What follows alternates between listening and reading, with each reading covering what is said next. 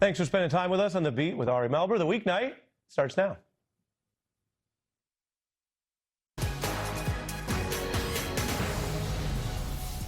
Good evening and welcome to The Weeknight. I'm Michael Steele with Alicia Menendez, and Simone Sanders Townsend is back in the house tonight. Breaking tonight, chaos and confusion. Peace talks are on hold in Donald Trump's war with Iran, raising fresh doubts about potential end to the conflict. Meanwhile, the president is focused on college sports. Then the president's new pick for Fed chair goes before the Senate and gives shocking answers about the 2020 election and potential investments with the Trump family. Senator Tina Smith joins our conversation. And breaking reporting from MS Now, the Justice Department is withdrawing several subpoenas that had just been issued in the criminal probe of former CIA Director John Brennan. The details are coming up. We are on top of two breaking stories tonight. Polls just closed in Virginia, where democracy is in fact on the ballot. Virginians are voting on a redistricting plan to redraw the state's congressional districts. This is a move that could have major implications for the midterms. We'll go to Ali Velshi at the big board as soon as results start coming in. Also breaking this hour, the Trump White House is struggling to find a diplomatic path forward to end the president's war of choice with Iran. New tonight, Trump posted online that he extended his ceasefire with Iran, which was set to expire tomorrow night. Now, the president did not give a timeline for the extension, and it's unclear whether Iran has agreed to it. Less than an hour after that post, Trump hosted the NCAA college champions at the White House. That was his priority on the day that peace talks unraveled. I mean, shout out to the student athletes, but come on. And the White House telling MS Now that J.D. Vance will not head to Pakistan for those peace talks today. Vance was expected to travel with Steve Witkoff and Trump's son-in-law Jared Kushner, the real estate investors tasked with the high-stakes negotiations around Iran's nuclear program and the future of the world's oil supply. But this is not some real estate deal, folks. This is not a real estate deal that needs a closer, right? This is a real-life diplomatic situation. This is diplomacy that can take years or even decades to pull off. And yet, here is how the president likes to talk about ending his unpopular war. They want to make a deal. They're talking to our people. Are you going to send Jared Kushner and Steve Witkoff to do direct negotiations with the Iranians? We're in negotiations right now. They're doing it along with Marco, JD.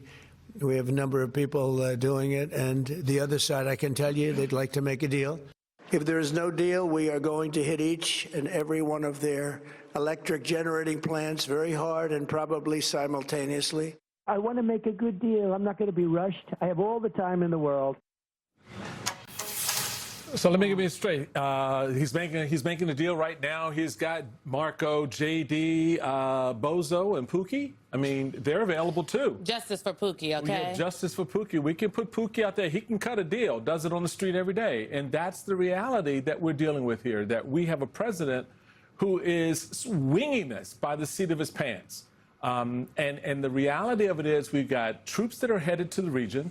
We've got 13 soldiers already killed, and there's still no plan. I keep coming back to that. There's no plan. There's no plan. There has never been a plan. He did not go into this with a stated objective such that we can actually declare victory. There are those who would argue he went in saying this was going to be about regime change. They have abandoned that talking point, Simone, right?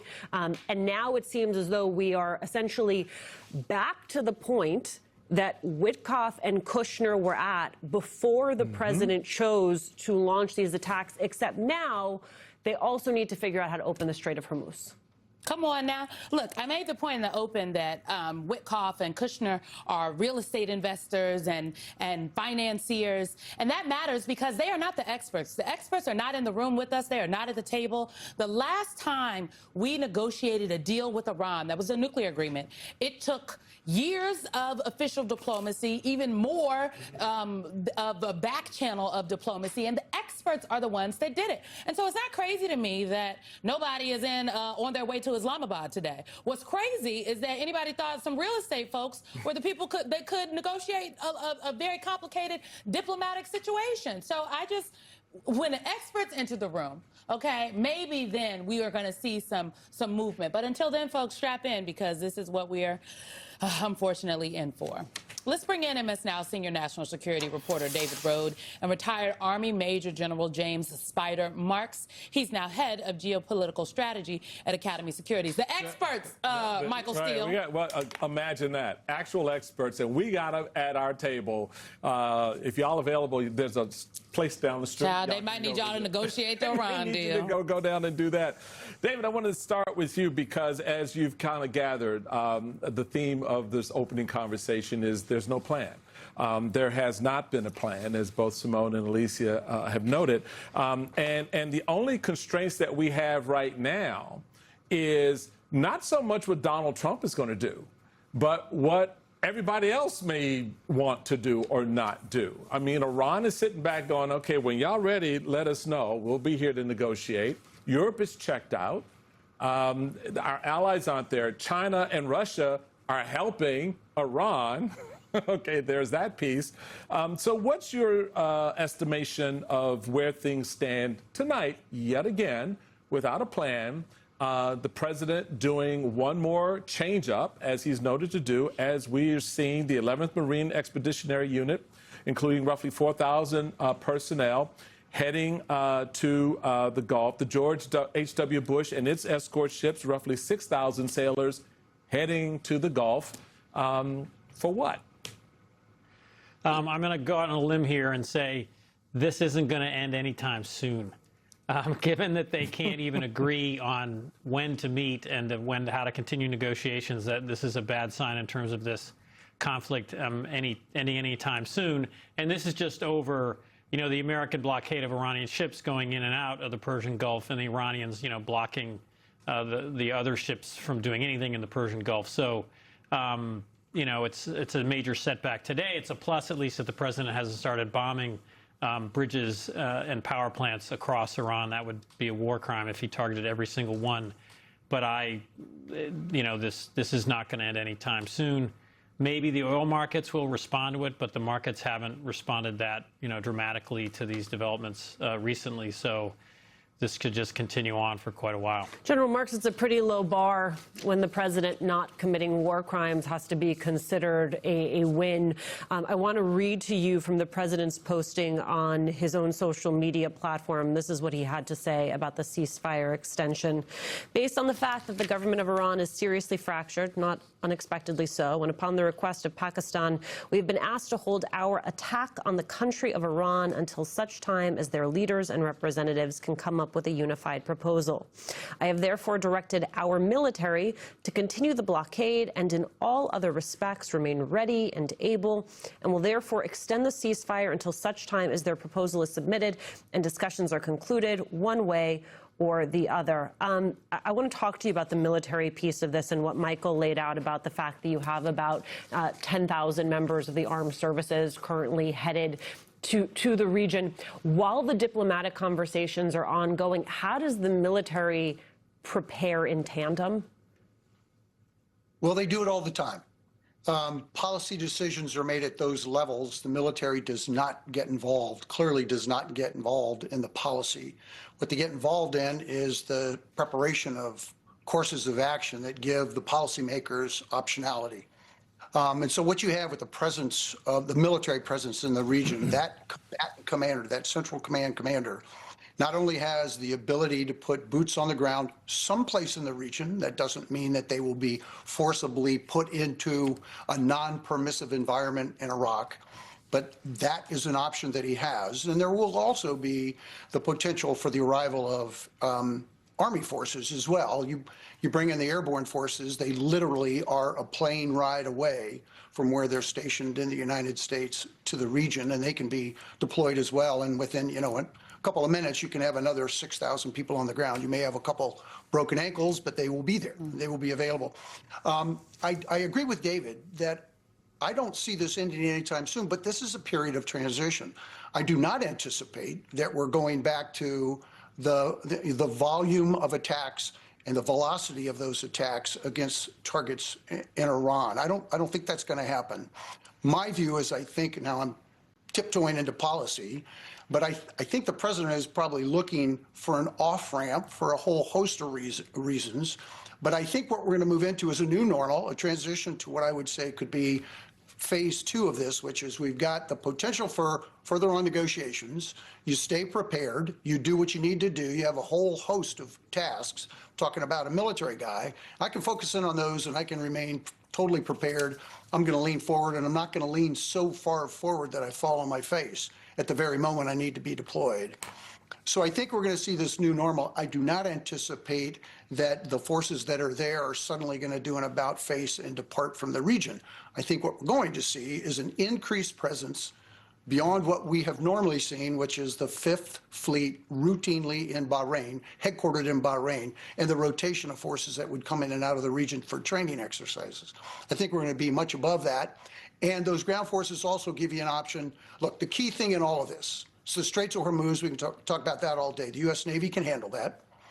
The key is highly enriched uranium. What's the status of that? Where is it? How much is it? And how are we going to try to negotiate the Iranians into a position that says, look, you guys cannot have that. And we've already, I think, offered up $20 billion. We'll buy it, which means we'll render it safe or we'll dilute it or whatever. And then the possibility of getting the Iranians into a commercial nuke consortium like every other nation does. Mm-hmm. You know, it is, David Rode, it's so interesting. I was off the last couple of days, but I was watching the news from a cruise ship, child. And I've been texting with a couple of experts because people that do this policy work all day, they said similar things to me that the general just said. That, he's looking for an off-ramp. They've also said that the blockade ended up being obviously, maybe it's not what they would have done, but it ended up being a good thing, someone said to me. And I'm like, good, how so? And they said, well, obviously it's a concern for the Iranians because it's a thing that they want off the table. So the blockade is effective at this point. But it's like, okay, if you started the fire, but you also turned the water hydrant on, are you going to get credit for turning on the water hydrant? That's what I feel like we are, David. And I'm putting it this way because this is also the pump is crazy. We're talking about gas. It's costing more for things to come out of the ground, talking about fertilizer. But then also this war is costing a lot of money. And you've got new reporting with Julia Jester about how much the war has cost, or these estimates, and the damage to U.S. bases. Can you talk a little bit about your reporting? Because when I saw these numbers, I was like, what the heck is going on? So basically, the core problem is that according to Democrats on the Hill, there are no numbers. Now 6 weeks has gone by since the Pentagon provide any detailed numbers to members of Congress. They should be doing that as a co-equal branch of government. And so there's frustration with that.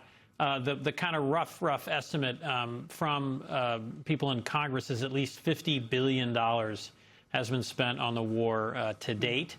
And there was a separate request. This was a public thing where the administration requested the largest increase in defense spending for the Pentagon, the biggest year-over-year increase since World War II today. They want to increase the Pentagon budget from roughly $900 million, $1 trillion, to $1.5 trillion.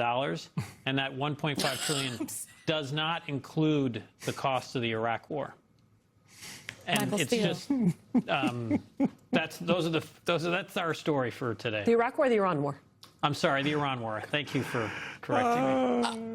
That's a lot of money. And I say that, I mean, it is important. First of all, shout out to David Rode, Julia Jester, and Michael Steele for that reporting. But I think it's important for folks to know at least what the estimates are, what the experts are saying the numbers might possibly be, because they're saying we don't have money for a lot of other things here domestically, no money for health care. They're saying we don't have any money for child care. They're saying the government can't, the president is saying this, but there seems to be trillions of dollars apparently on the table for war. There is, and that's the sad part. And that, General, goes back to your point about a new normal. That's going to be a new normal as long as this administration is in power, where the defense budget is going to be outsized. the other needs of the country. I also want to drill a little bit further down. You mentioned also the Strait of Hormuz, and I want to connect that to this new normal as well. The New York Times reporting about whether open or shut, what happens with the Strait of Hormuz, noting no matter what happens next, Iran will not forget how easy it is to strangle shipping through the strait, meaning that energy companies and consumers must prepare for a very different future. I could not agree more with that. Yes, they've got to find the nukes, no doubt about it, but you better be aware of where the rest of the stuff is, and that is the strait that touches on everything else that hits on our economy. That now becomes part of the new normal for Iran that this administration has now put on the table that has, in many respects, equal measure impact on the American economy. So when you look at the capabilities that we have to ensure freedom of navigation, that's what it's called.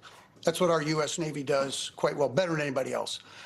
We have some experience with it, certainly, and we have some recent scar tissue, positive.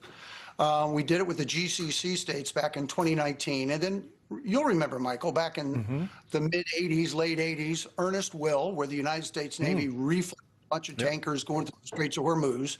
And they did that successfully. And then the Iranians dropped a couple mines in there, and one of our DDGs, one of our destroyers, hit a mine. What happened next? They learned a lesson as well. We sunk the Iranian Navy right into the Gulf. That was called praying mantis. So we had Ernest Will hit a mine, we had praying mantis, and we were able to get back to the Iranians. So the point remains, the scar tissue is on both sides, of course. And I think where we are right now, we're focusing in, as we always do, we focus in on the tactical challenges that we have at the end of our nose. I mean, that's what we do. We all do that. We all do that. I get it. I'm living that. You're living that every day.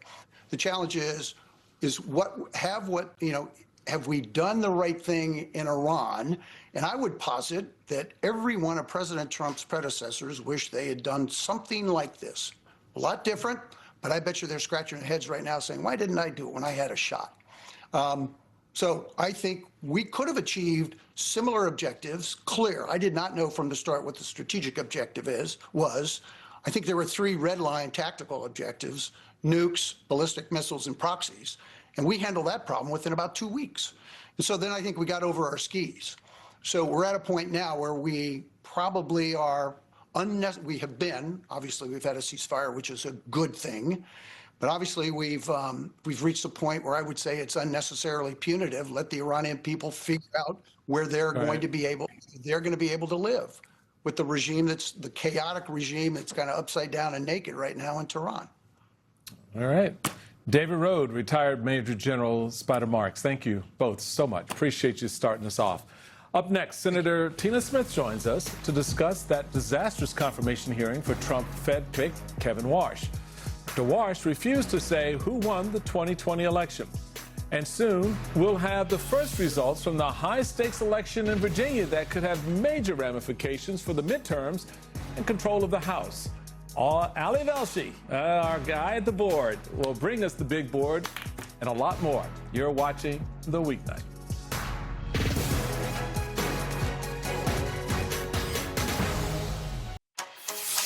Donald Trump is so desperate for lower interest rates that he demanded his administration open a criminal investigation into Fed Chair Jerome Powell in an attempt to pressure Powell to act.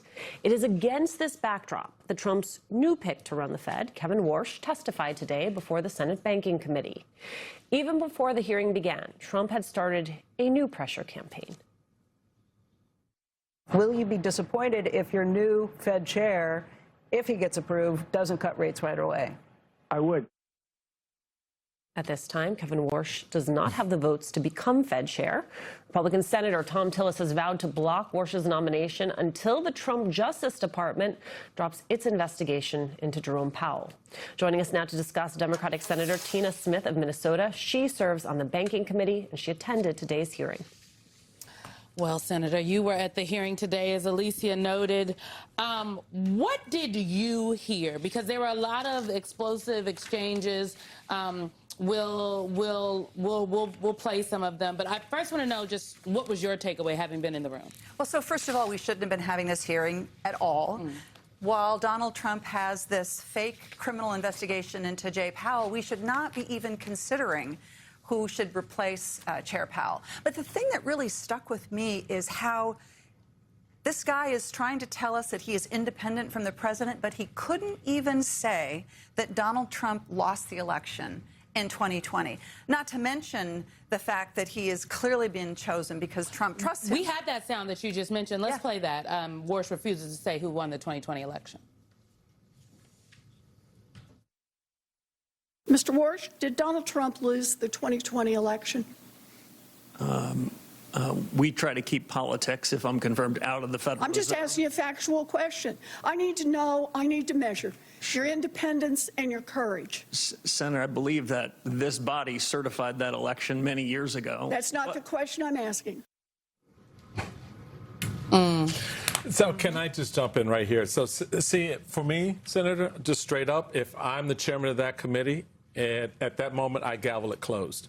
Because I don't know why we're playing this sort of Rorschach test or this sort of mind game with these nominees coming forward. If you cannot ask a fundamental civic question, right? This is a civics test.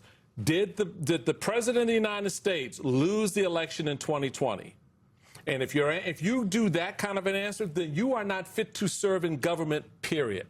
Because no matter what else you say or do after that, it exposes who you are and it exposes how you will lead. So I don't understand how people sit there and pretend past that, okay, let me move on to the next question, and not drill down and just kind of say, you know what, if you fundamentally can't answer that, why are you coming for this job?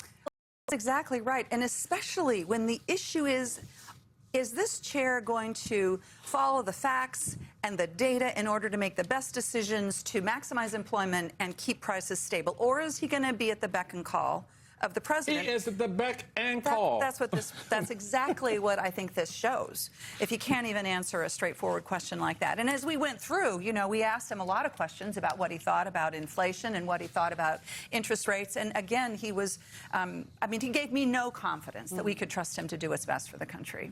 Here is an exchange that Warsh had with Senator Elizabeth Warren. He attempted to make a joke, and it fell flat. You can rewatch.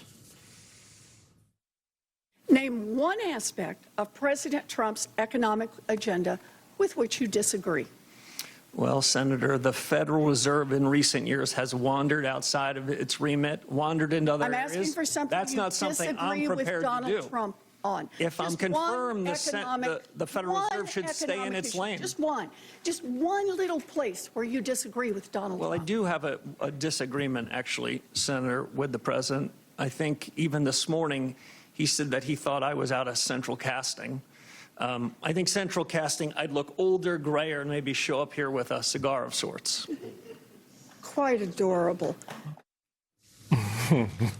Stay in your lane, as they say. I want to remind everyone that part of the reason Warsh's confirmation is interesting is because he, in the past, prior to his association with this president, has made the argument that lowering interest rates would not be in the best interests of the United States economy.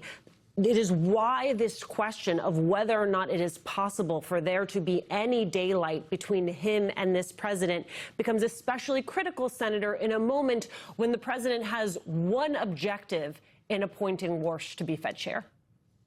Absolutely. And, you know, first, I love the way Elizabeth is having none of it when he tries that line. And she's going to stay focused, as I think we all did in the committee, on what's really at stake here. And over and over again, we asked questions about what he thought about inflation and what he was going to do based on what the president was going to direct him to do. And his position on interest rates have gone up and gone down. I mean, he doesn't appear to have a coherent intellectual argument about what he thinks should happen. And so that's why we're so worried that he's going to try to juice the economy in order to help the president and his party in the upcoming elections. And that's going to be really bad for my constituents who are already struggling to pay their doctor's bills and buy groceries and certainly to pay gas. This is reporting from December from the Wall Street Journal. During a 45-minute meeting with Warsh on Wednesday at the White House, the president pressed Warsh on whether he could trust him to support interest rate cuts if he were chosen to lead the central bank. According to people familiar with the meeting, Trump, in the Journal interview, confirmed that reporting. This is Warsh today answering questions from Senator Ruben Gallego. Earlier today, you said to Senator Kennedy that President Trump never demanded you to cut interest rates in your job interview. Is that your sworn testimony? That is, Senator. Okay. Well, someone here is lying then, because it's either you or President Trump. Because in an interview with the Wall Street Journal of December 12th, President Trump confirmed that he pressed you on your commitment to support interest rates cuts. Senator, there's, of course, a third alternative. You cite a couple of reporters for a leading financial newspaper. I recall reading that story at the time. Did you issue a correction? I think those reporters either need better sources or better journalist standards. So I think the question on the table is the federal, if Kevin Warsh is confirmed, can we say if the Federal Reserve will continue to be independent, or will it just become an arm of presidential power? And we'll just put up on the screen while you answer. This is the purpose of the Federal Reserve. This matters because they conduct U.S. monetary policy. They supervise and regulate banks. They can make the decision about whether, if you're able to afford a loan or not to start a business. They maintain the stability of the financial system. This seems like important stuff to me. Absolutely. It totally is. And, you know, Donald Trump has been very clear. He said just a couple of weeks ago, I would not appoint somebody to the Fed who wouldn't do what I wanted them to do. So we know where he is on this. And this matters to Americans because what he does is going to have an impact on whether they can afford their lives. So I think that it is quite clear where this nominee is coming from. And you know, it's really important, could I add, that it's really important that Jay Powell stay on the board and not open up. You know, he might not be president, but he can still stay on the board, and that will make a big difference for Americans in terms of the long-term stability of the economy. Important to also note that he was given the opportunity by Senator Alsel Brooks today to defend Lisa Cook, That's right, which would be defending the independence of the Fed, and he declined to even do that. Senator Tina Smith, thank you for being here. We appreciate your time. Right now, folks, votes are pouring in from Virginia's crucial special election to determine whether the state's congressional map can be redrawn ahead of the midterms. We'll go live to Ali Velshi in just a moment on the weeknight. Stay with us.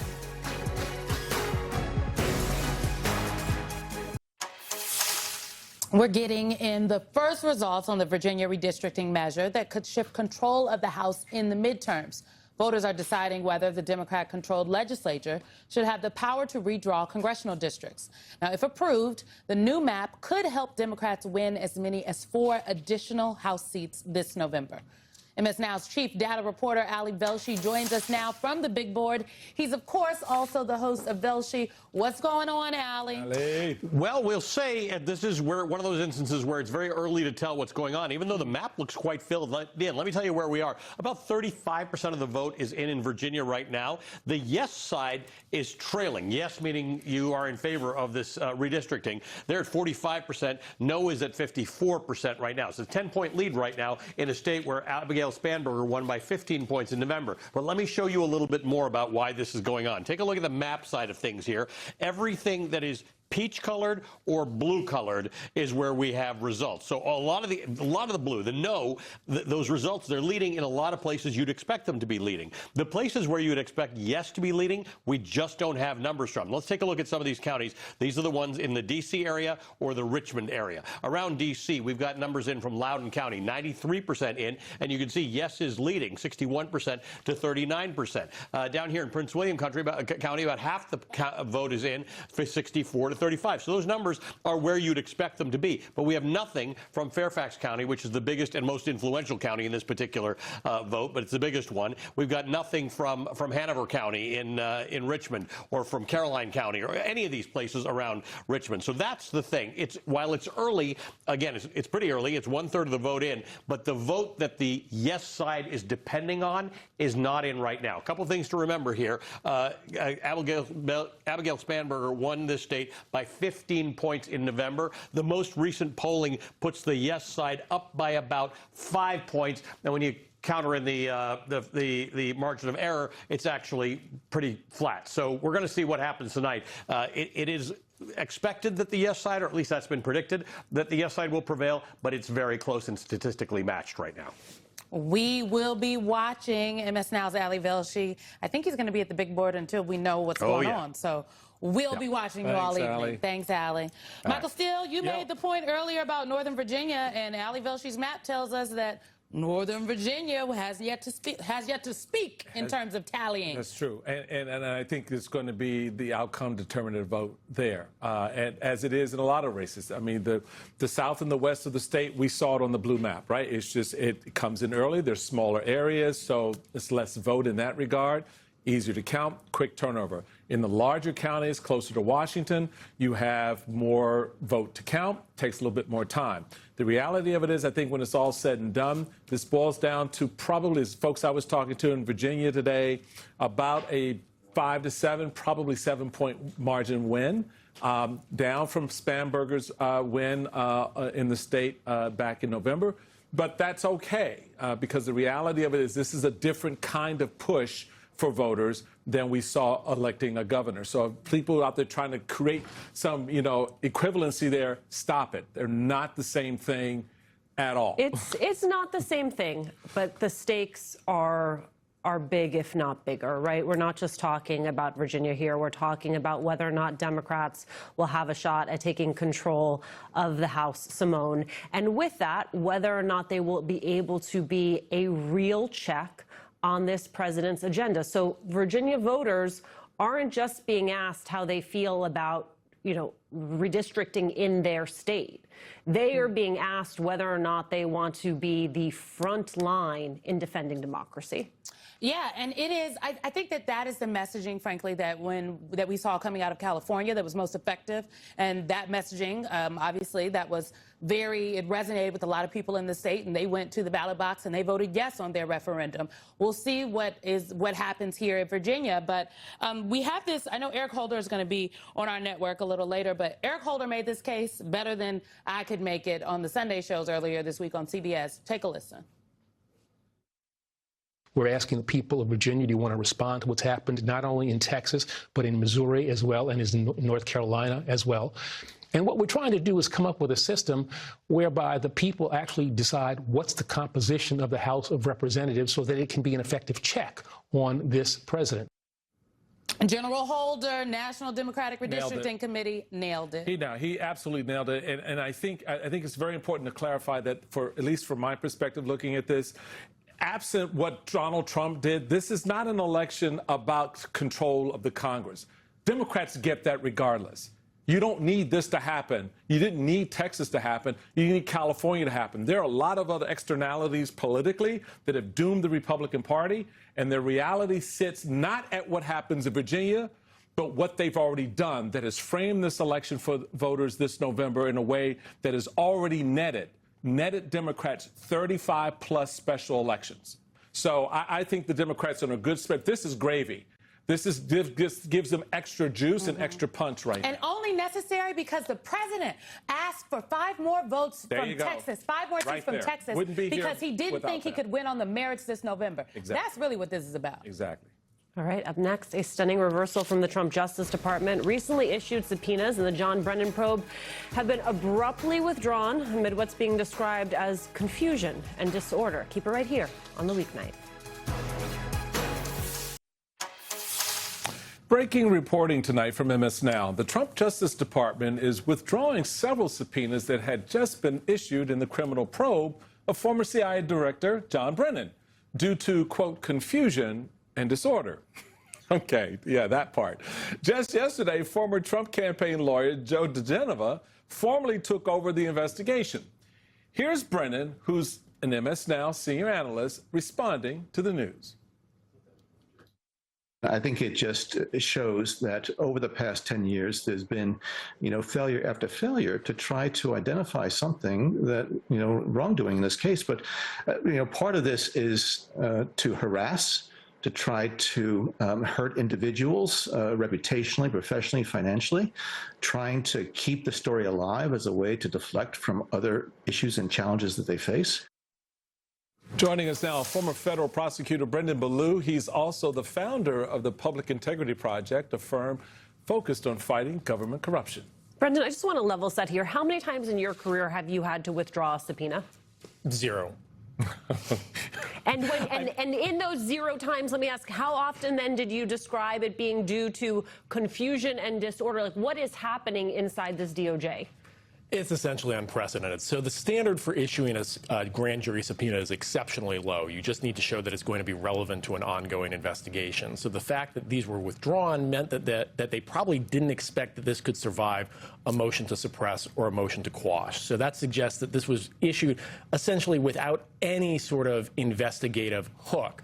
You know, I think it's important, though, to take a step back and see this particular investigation and this particular mess up as part of a larger pressure campaign around certain kinds of organizations, certain kinds of people, but also within the context of the current campaign for Attorney General. So, you know, Pam Bondi quit, or was fired a few weeks ago.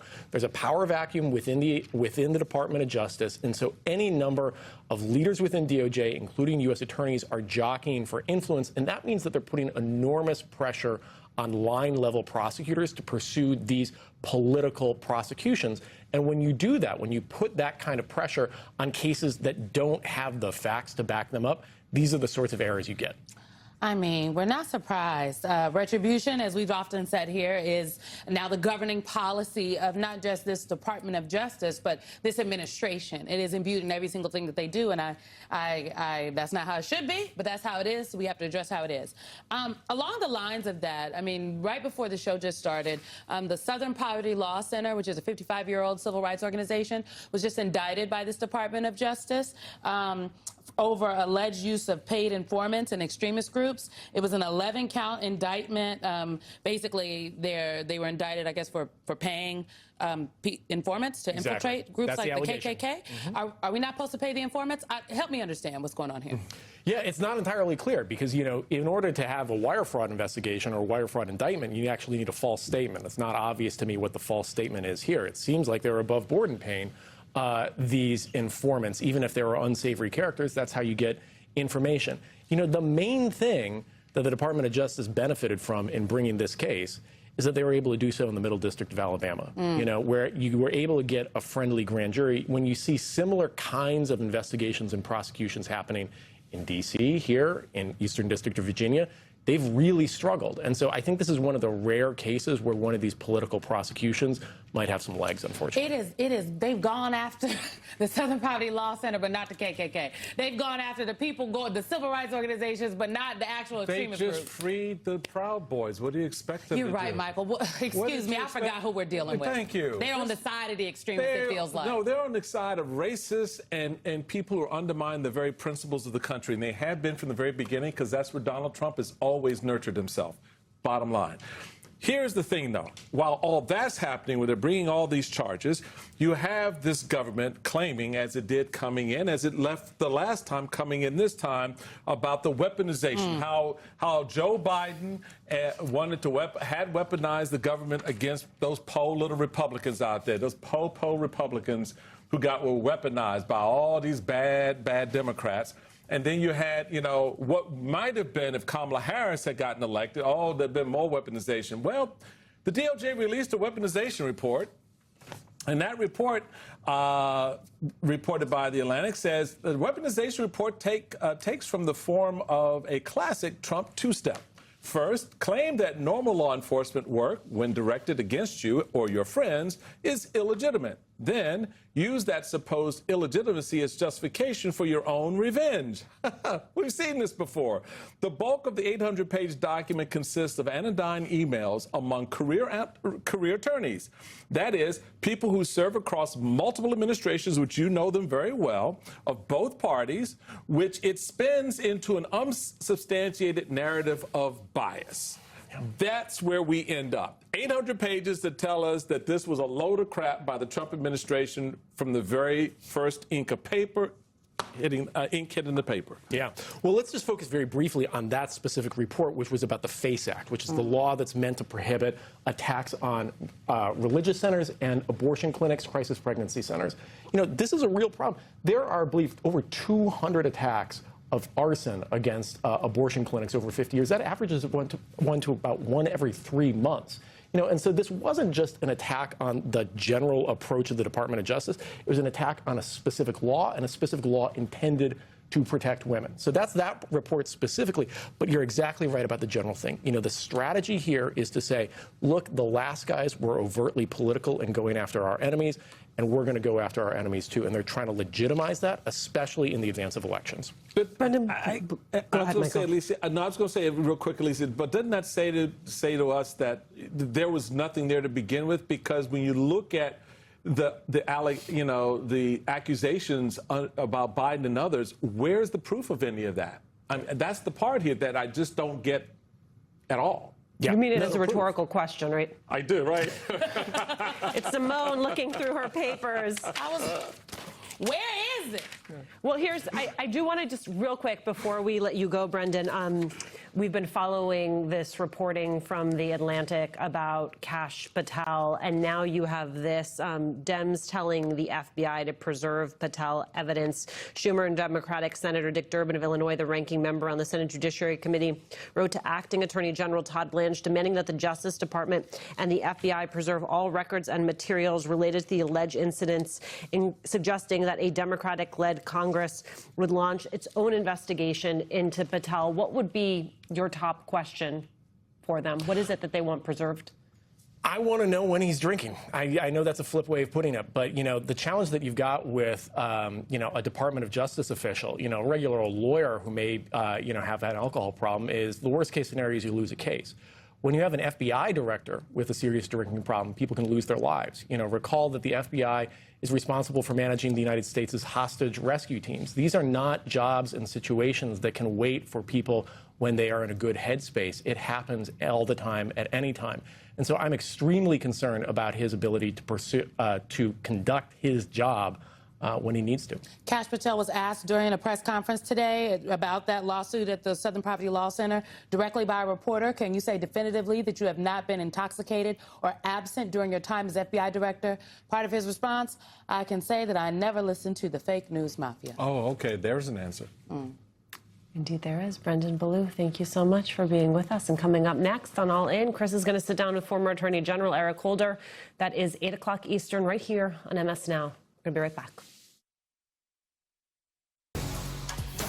That does it for the weeknight. The three of us will see you back here tomorrow, 7 p.m. Eastern. House Oversight Ranking Member Robert Garcia is going to join the conversation after accusing Oversight Republicans of trying to kill the Epstein investigation. Be sure to follow us on social media at Weeknight MS Now. But All In with Chris Hayes starts right now. Tonight on All In. Are you calling in for a complete redrawing of the congressional map ahead of next year? Just a very simple redrawing. We pick up 5 seats. The man who launched his own naked partisan power grab is mad about naked partisan power grabs. This referendum is a blatant partisan power grab that nobody's really ever seen anything like it. Tonight, former Attorney General Eric Holder on Trump's attempt to redraw democracy and the response from voters in Virginia. Then, what we know about a possible ceasefire extension in Iran, plus Jamie Raskin on the latest stunning turns for Trump's troubled cabinet, and the massive question of Federal Reserve independence gets its day in the Senate. Did Donald Trump lose the 2020 election?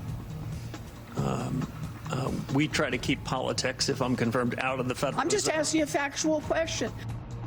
And All In starts right now.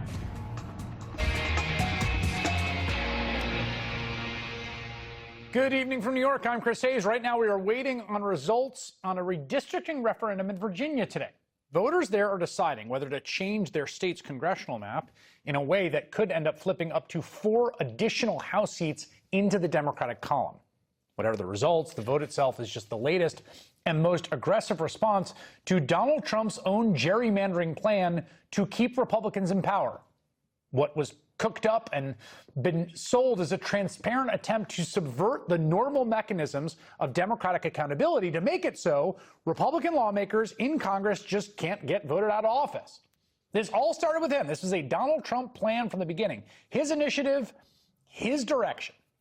And the White House, Trump sometimes in person, called up Republican lawmakers in Missouri, and they called them up in Ohio and Indiana and Utah with mixed results, because at least some of those lawmakers, Indiana quite notably, recognized that trying to suddenly change the maps mid-decade, which basically is never done, was gaming the system. It was tilting the playing field, trying to sort of slice and dice the electoral map in an off year. In other words, allowing politicians to choose their voters as opposed to allowing voters to choose their politicians. So the White House also called up Texas, and Republicans there at first also seemed reluctant to do this thing that, again, hadn't been done in decades, to redraw their already heavily partisan maps without new census data in the middle of the decade just to favor one party. But Donald Trump insisted this was his plan. And they followed his orders, as Republicans so often do, and they redrew their maps mid-decade and gave him a chance to flip 5 House seats in Texas alone, away from Democrats towards Republicans.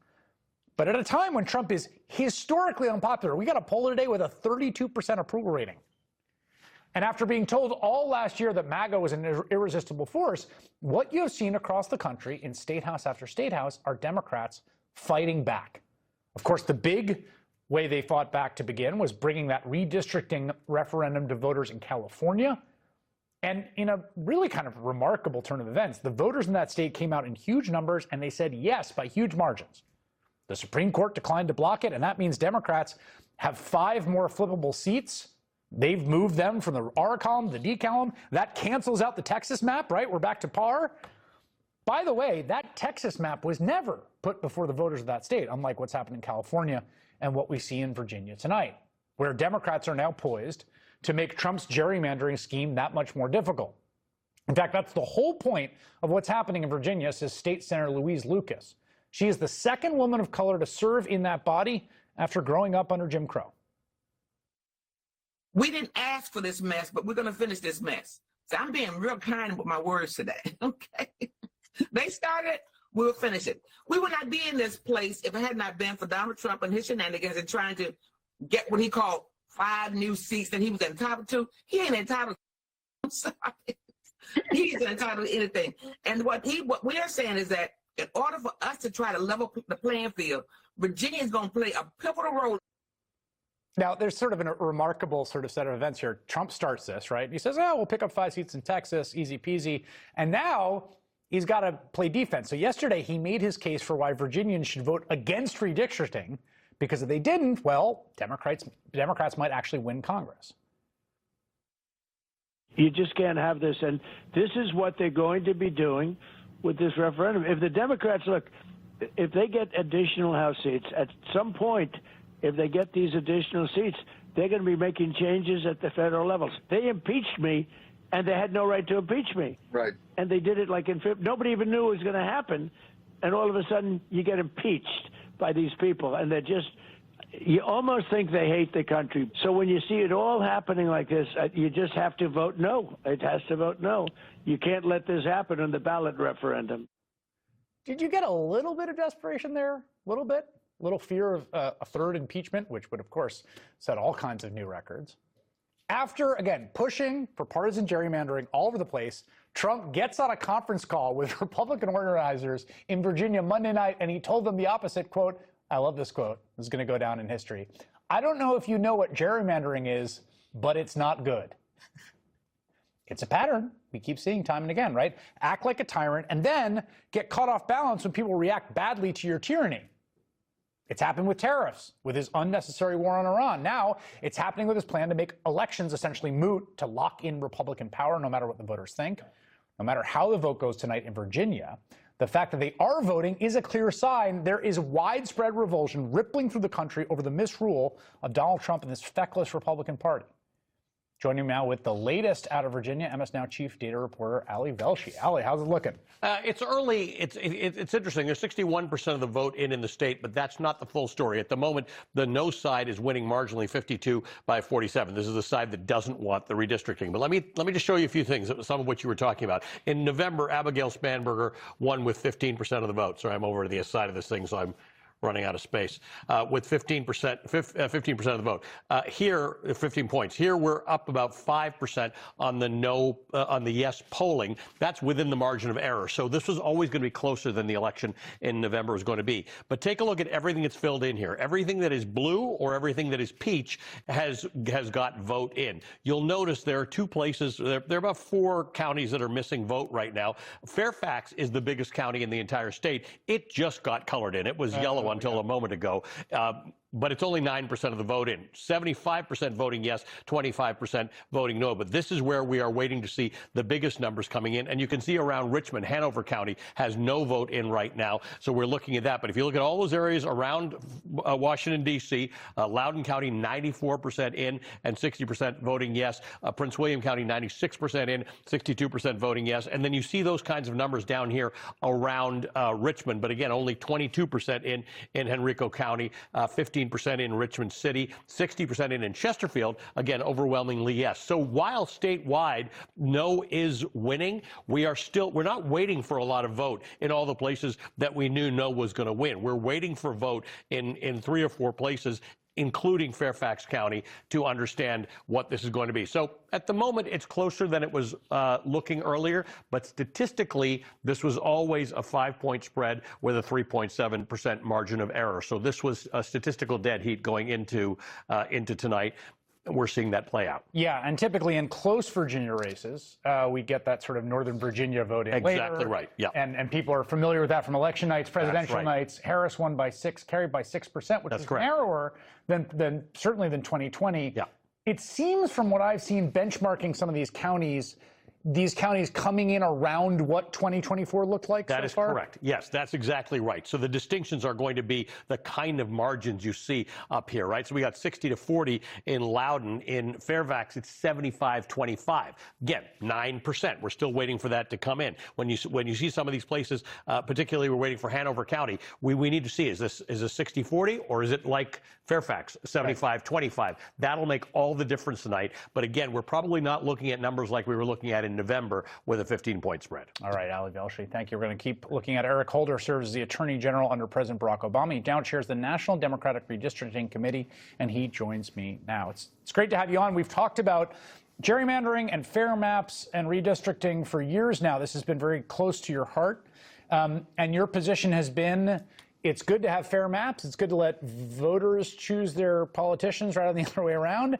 And yet here we have Virginia State Democrats moving aggressively to what would be essentially a 10-1 map and going before the voters asking for it. What are you hoping happens tonight in Virginia? Well, I'm hoping that the people of Virginia will realize that this vote is really bigger than Virginia itself. This is really a national contest. It's a way in which we push back against Donald Trump's inappropriate attempt to rig the election in 26. The MAGA Republicans led by Donald Trump are afraid of the voters. They know that they've got an unpopular agenda. They know they've got an unpopular war. They know that gas prices are going up. They know that measles are going up. There's a whole range of things that they're not doing right.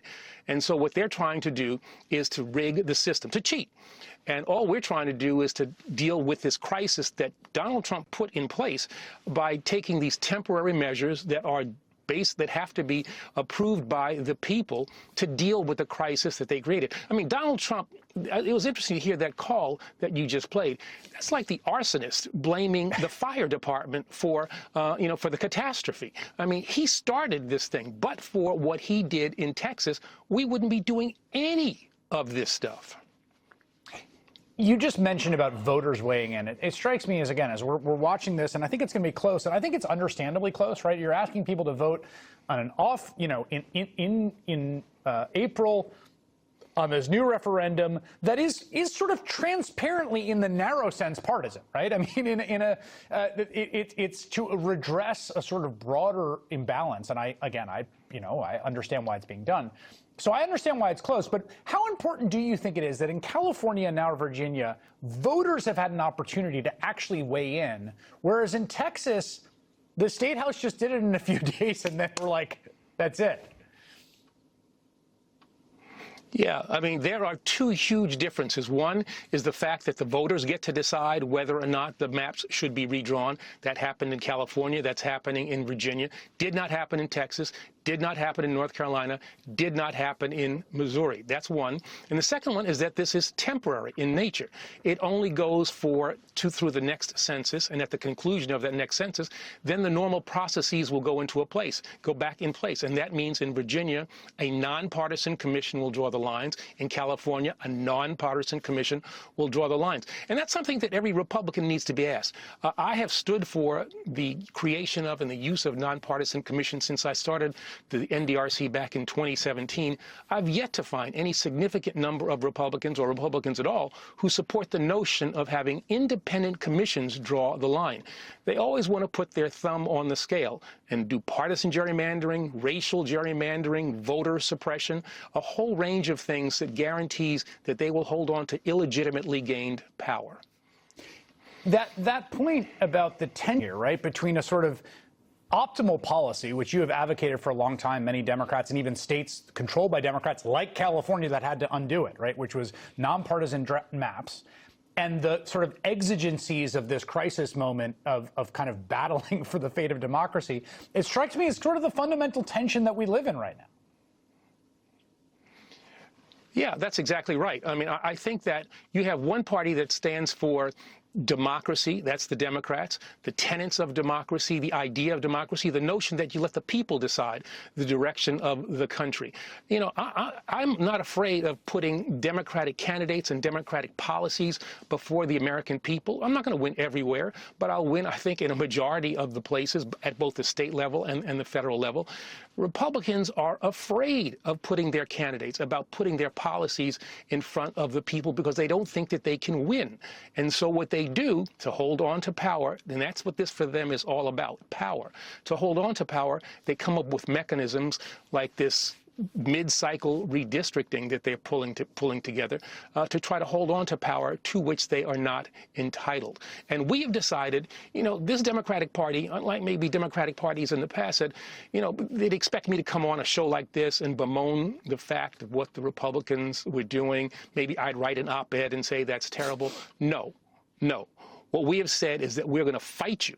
And we're going to take you on the same way, in the same way that you have tried to subvert our democracy, because we think more than anything, this party, the Democratic Party, has to stand for democracy, has to protect our democracy.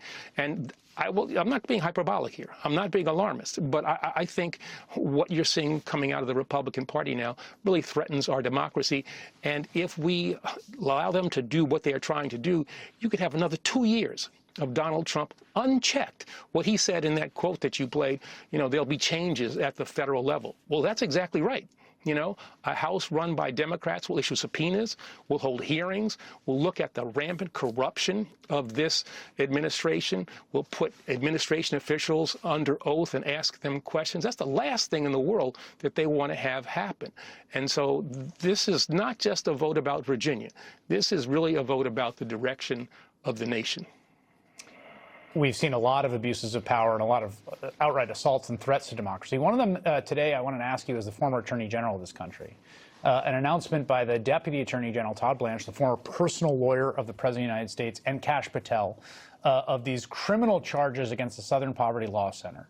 And without, you know, commenting on the details, I mean, a lot of legal observers find them dubious, but it's been striking how clearly directed the prosecutions are from the top down in this administration. And today it seems like this SPLC indictment, another example of, you know, a list of ideological foes or political opponents or organizations he finds ideologically opposed, and using the Department of Justice as essentially a tool and criminal law as a tool to go after those people. Yeah, I don't know the facts around this latest indictment, but given the way in which this Justice Department has conducted itself, a prosecution like this gives me pause. They went after Jim Comey. They went after Letitia James. They went after the 6 members of Congress who told members of the armed forces not to follow unlawful orders. You know, they go after the people who Donald Trump perceives as enemies without regard to whether or not there are facts, without regard to what the law is, and they've lost credibility. and they are trying to fight, I guess, to see who will be the next attorney general. Pam Bondi fought to try to hold on to her job by pleasing the puppet master who sits in the White House and who has everybody in the Justice Department dancing on strings, inconsistent with what the Justice Department is supposed to be about. The AG is different than all other cabinet members. You have to be there has to be a degree of independence there that we certainly have not seen with regard to this administration, and that is different than certainly when I served as AG, and I would say certainly true of the vast majority of people who served in Republican administrations as well. You know, Donald Trump is running the United States Department of Justice. Don't kid yourself. That's what's going on right now. Former Attorney General Eric Holder, it's great to have you on tonight, sir. Thank you very much. We're going to keep an eye on the Virginia results as they continue to come in. As you can see, it is a very, very close election. We're waiting on some of that stuff from Northern Virginia, particularly Fairfax, but it's going to be down to the wire. We're going to keep our eyes on that. Coming up, Congressman Jamie Raskin on Kash Patel and the rest of Trump's troubled cabinet. That's next. FBI Director Kash Patel is desperately trying to save his job. Last week, The Atlantic magazine, citing more than 24 sources, painted a picture of Patel as an MIA agency leader at risk of spiraling out of control. Of particular note were allegations about Patel's excessive drinking, leading to multiple instances where FBI officials could not rouse the sleeping director. We should note, MS Now has not independently confirmed this reporting.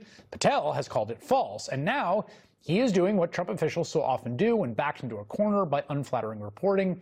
He is suing The Atlantic for $250 million. At one point, Patel's lawsuit alleges, quote, the director does not drink to excess. Maybe that depends on your definition of excess. His argument is slightly undercut by this video of him chugging a beer during the Olympics earlier this year. We all saw it on repeat quite a bit. Today, Patel addressed that video during a press conference with Acting Attorney General Todd Blanche. I'm like an everyday American who loves his country, loves the sport of hockey, and champions my friends when they raise a gold medal and invite me in to celebrate. I've never been intoxicated on the job, and that is why we filed a $250 million defamation lawsuit. And any one of you that wants to participate, bring it on. I'll see you in court. Just got to remind you, Patel's own girlfriend said he was on the job when he attended the Olympics. She said the FBI was providing security. This is not the first time Patel has sued a media outlet over unflattering coverage, and I think this is pretty notable. In fact, just moments ago, right during commercial break, we learned that a judge dismissed one of those previous lawsuits against Frank Figliuzzi, familiar face to many on this network. At the end of the day, Patel is just taking after his boss, of course. You'll recall last year when Donald Trump sued the Wall Street Journal and Rupert Murdoch personally, after the paper reported on that gross birthday letter he appears to have written to his old pal Jeffrey Epstein about how, like, certain things never age with the drawing. That suit, by the way, the one that Trump filed against the Wall Street Journal and Rupert Murdoch, that was dismissed by a judge last week, although Trump can refile it. Congressman Jamie Raskin's a Democrat of Maryland. He serves as ranking member on the Judiciary Committee, and he joins me now. Congressman, it seems to me there's a really sort of unnerving and dangerous dynamic whereby people in Trump's orbit, particularly those associated with the Justice Department of law enforcement, when they're on thin ice with him, then need to do things that would ingratiate themselves, which means a kind of upped ante or incentive for abuses of power. Yeah, well, we saw it with Pam Bondi, we saw it with Kristi Noem, and the only thing they like more than suing the media is suing the government, because then they can settle the case against themselves and give themselves millions of dollars like they did with Michael Flynn a couple weeks ago. This guy lost his case in court. It was over, and then the Department of Justice settled the case by giving him $1.25 million. But Kash Patel is really on the run now. I mean, this is a guy who the public has understood for a long time is just not qualified for the job and is nothing but, a political sycophant and flunky for Donald Trump. He's been going after anybody who participated in the prosecution of the January 6 rioters and insurrectionists. He's, always been on an anti-gay kick. He has sacked lots of people simply for political reasons at the FBI, and he's been actively engaged in the cover-up of the crimes associated with Jeffrey Epstein and Ghislaine Maxwell, and has led the opposition to release of all of the files. So people have understood he's got his personal issues too.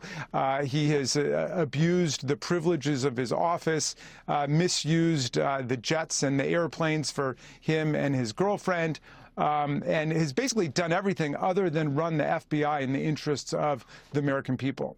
Well, and this reporting for the Bulwark, which really caught my eye. I mean, a reminder, of course, that the FBI has very real and serious work it has to do. Lots of really important things they have to do. Try to find people who have committed crimes, to try to suss out or sniff out possible plots being planned against the United States. There was this sort of like strange gadfly gait analysis, like gait walking, that in some far-right outlet presumed to identify the Capitol bomber, right? The notorious wanted person who's since been apprehended, or at least the suspect has been apprehended, as a Capitol police officer. And today, we found out that, like, he sent the FBI after this Capitol police officer. The nation's foremost law enforcement agency allegedly acted on information the Blaze, a right-wing publication, had gathered and sent bomb-sniffing dogs, agents in tactical gear, and a helicopter to the former Capitol police officer's home. Dramatic, terrifying, and wildly unnecessary, according to a lawsuit filed Tuesday by the former officer who had defended Congress from the Jan 6 rioters and later testified in court against some of them. What do you make of that? Well, they always blame the police first, certainly the Capitol Police first, when it comes to the riots and insurrection that were unleashed against us on January 6, 2021. And Kash Patel, before he took office, loved to insinuate that the FBI had somehow activated the rioters and the insurrectionists. It wasn't Donald Trump telling them to go and fight like hell or they wouldn't have a country anymore. It was FBI plants who were doing it. But look, they've done nothing for the Capitol Police.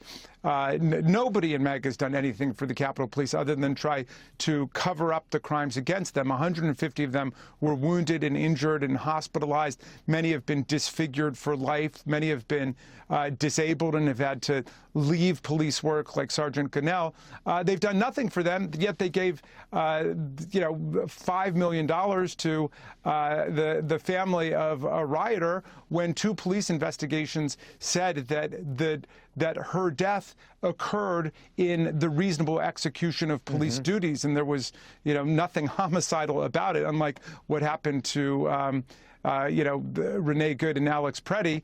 Now we've got Proud Boys and Oath Keepers who are suing the government. They want to try to settle those cases and cash in, including one who was talking about it who was convicted of child sex abuse after he was pardoned from prison by Donald Trump. And just last week, they filed a motion to vacate the criminal convictions of the Proud Boys and Oath Keepers, who are the ringleaders of the whole thing. So yes, they go after the police first, and that's how I see the Southern Poverty Law Center thing. The Southern Poverty Law Center is the leading opponent of racist white extremism and violent white nationalist groups in America. So, of course, they're going to go and try to prosecute them for doing precisely what the FBI does, which is paying informants to go undercover. Yeah, we don't know how effectively the FBI is doing that these days, which is part of the question. Congressman Jamie Raskin, thanks for making time tonight. You bet. Still ahead, Donald Trump says he's extending the ceasefire in Iran, and we are looking as that result gets very, very close. Look at that, razor thin within a point right now as we watch the results come in that very, very close Virginia election. All that next.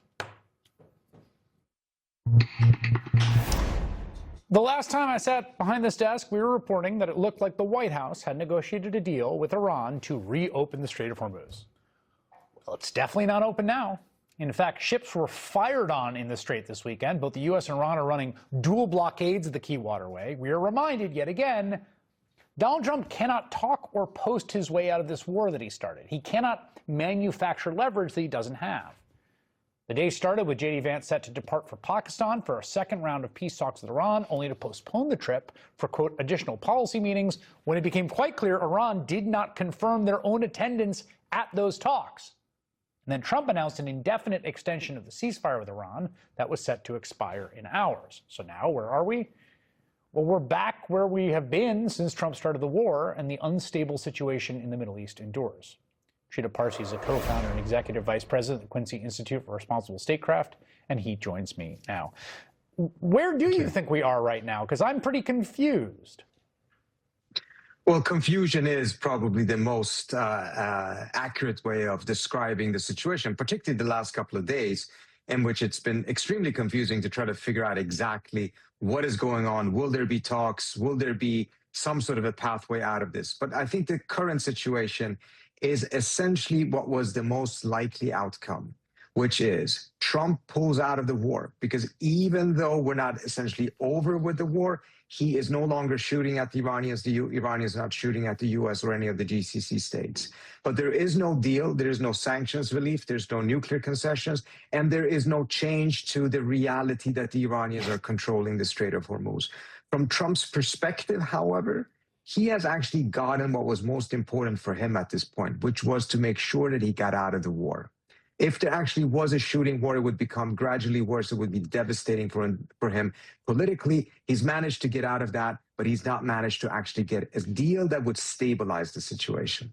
That's also how it looks to me like we may end up in this kind of not particularly sustainable equilibrium, but or not particularly optimal, but just kind of everyone just like we just see the ceasefire indefinitely extended. The conflict is not restarted, but also not resolved. The issues remain. It's sort of frozen. I guess the question is, what does that world look like? If let's say they keep extending the ceasefire, there is no breakthrough talks, or they have several more rounds of talks without any sort of resolution. Like, what does that mean? It means that we have a new non-negotiated status quo that is not particularly stable.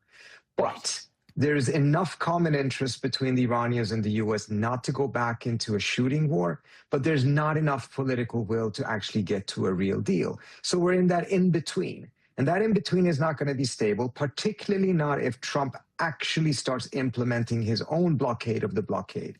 If that happens, the Iranians are going to retaliate, and that will eventually escalate into something much worse. But if none of that is done, then Trump, frankly, has gotten the key thing he wanted. He's out of the war. The Iranians have not, because the key thing they wanted was to make sure that they got sanctions relief, and they can only get that through a deal. So at this point, the situation is worse than what it started off. You know, Trump has not achieved any of his key objectives based on what he said that the war would achieve. The Iranians have restored their deterrence, but they have not managed to get the most important thing, which is sanctions relief, which is crucial for them. They have incurred probably $1 trillion of damages because of the bombing of the United States and Israel. And they were in dire need of sanctions relief before this, and now they're in even greater need of that sanctions relief. So I don't think it's going to be a particularly stable situation, but one that is easier to accept for both sides compared to the alternatives. Okay, so the thing that seems like it could break that weird kind of uneasy status quo is the question of the Strait, right? It's still not open for business. It basically got reclosed. I saw how a German cruise ship sailed through it, which is sort of a kind of a funny aside. That's the one ship that has gotten through the Strait of Hormuz. So you've got this situation where I talk about inventing leverage you don't have. The kind of tactical gambit by the United States is Iran controls the Strait. This chokehold means they can kind of control through that lever global oil prices, which has huge political effects in the U.S. Donald Trump today in several polls hitting his all-time lows. We're talking 33% approval rating, 32%, like record set, right? So the idea the U.S. has come up with is to blockade Iran, which needs to also use the Strait to sell its own oil. And U.S. forces have boarded an oil tanker previously sanctioned for smuggling Iranian crude. That happened over the weekend. Scott Bessent, the Treasury Secretary, said tonight that they're a day or two away from having to sort of basically stop pumping oil out of wells because they've run out of storage. Do you think that blockade of the blockade produces enough pressure to get everyone back to a negotiation? No, because actually people were at the negotiating table. It's the blockade of the blockade that blew up the negotiations.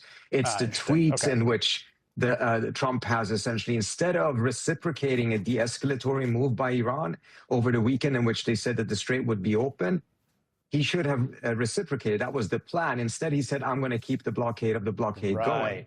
And that's what derailed the whole thing. So it's actually a very common pattern. The United States finds some sort of a leverage and is unwilling to give up the leverage to actually get to a deal. And we saw the same thing happening here. And in addition to Trump's desire to constantly not only declare victory before anything has been achieved, but to declare a humiliating victory, aimed at humiliating the other side. And that may be working or not be terribly damaging in the larger picture when he's standing off with the Europeans over Greenland.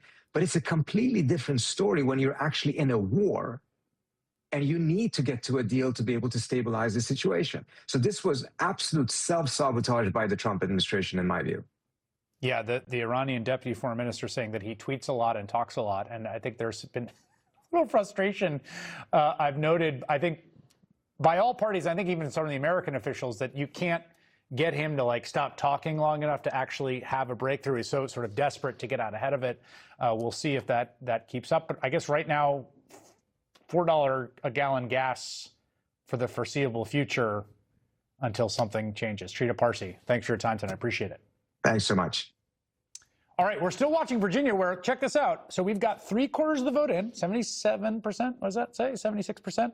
It is within a point, as you can see there, just under a point.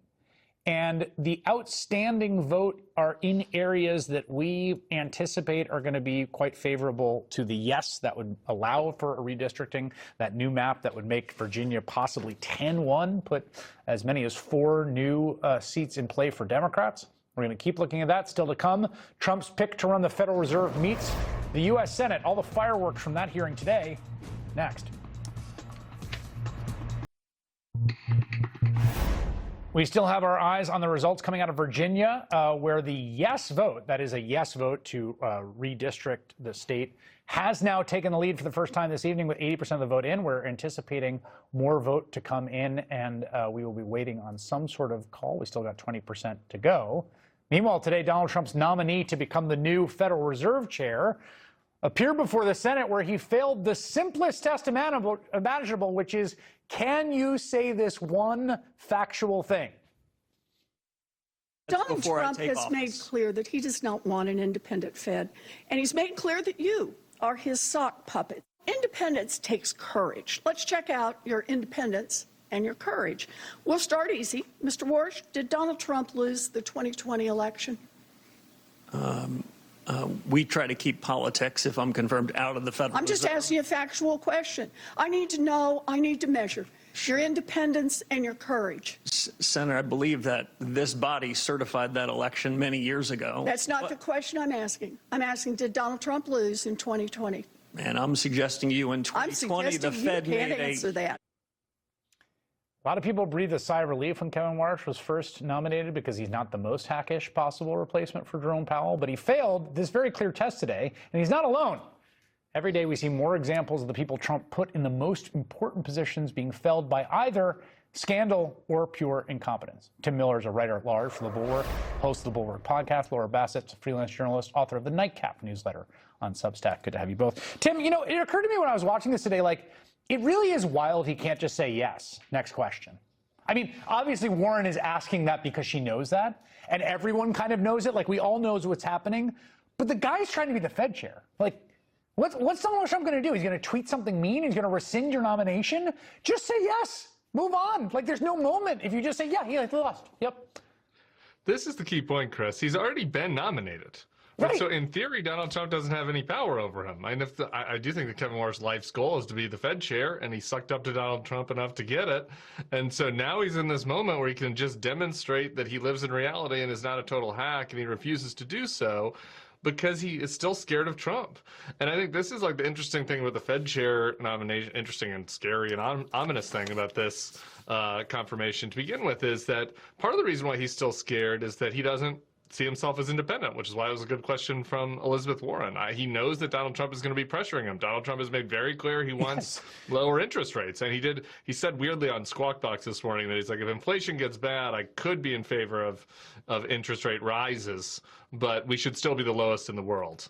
That was how he put it. And so, Warren knows he's going to have this pressure on him, and it's going to come at a time where we have economic problems Trump imposed upon himself with the tariffs and with this war of choice in Iran.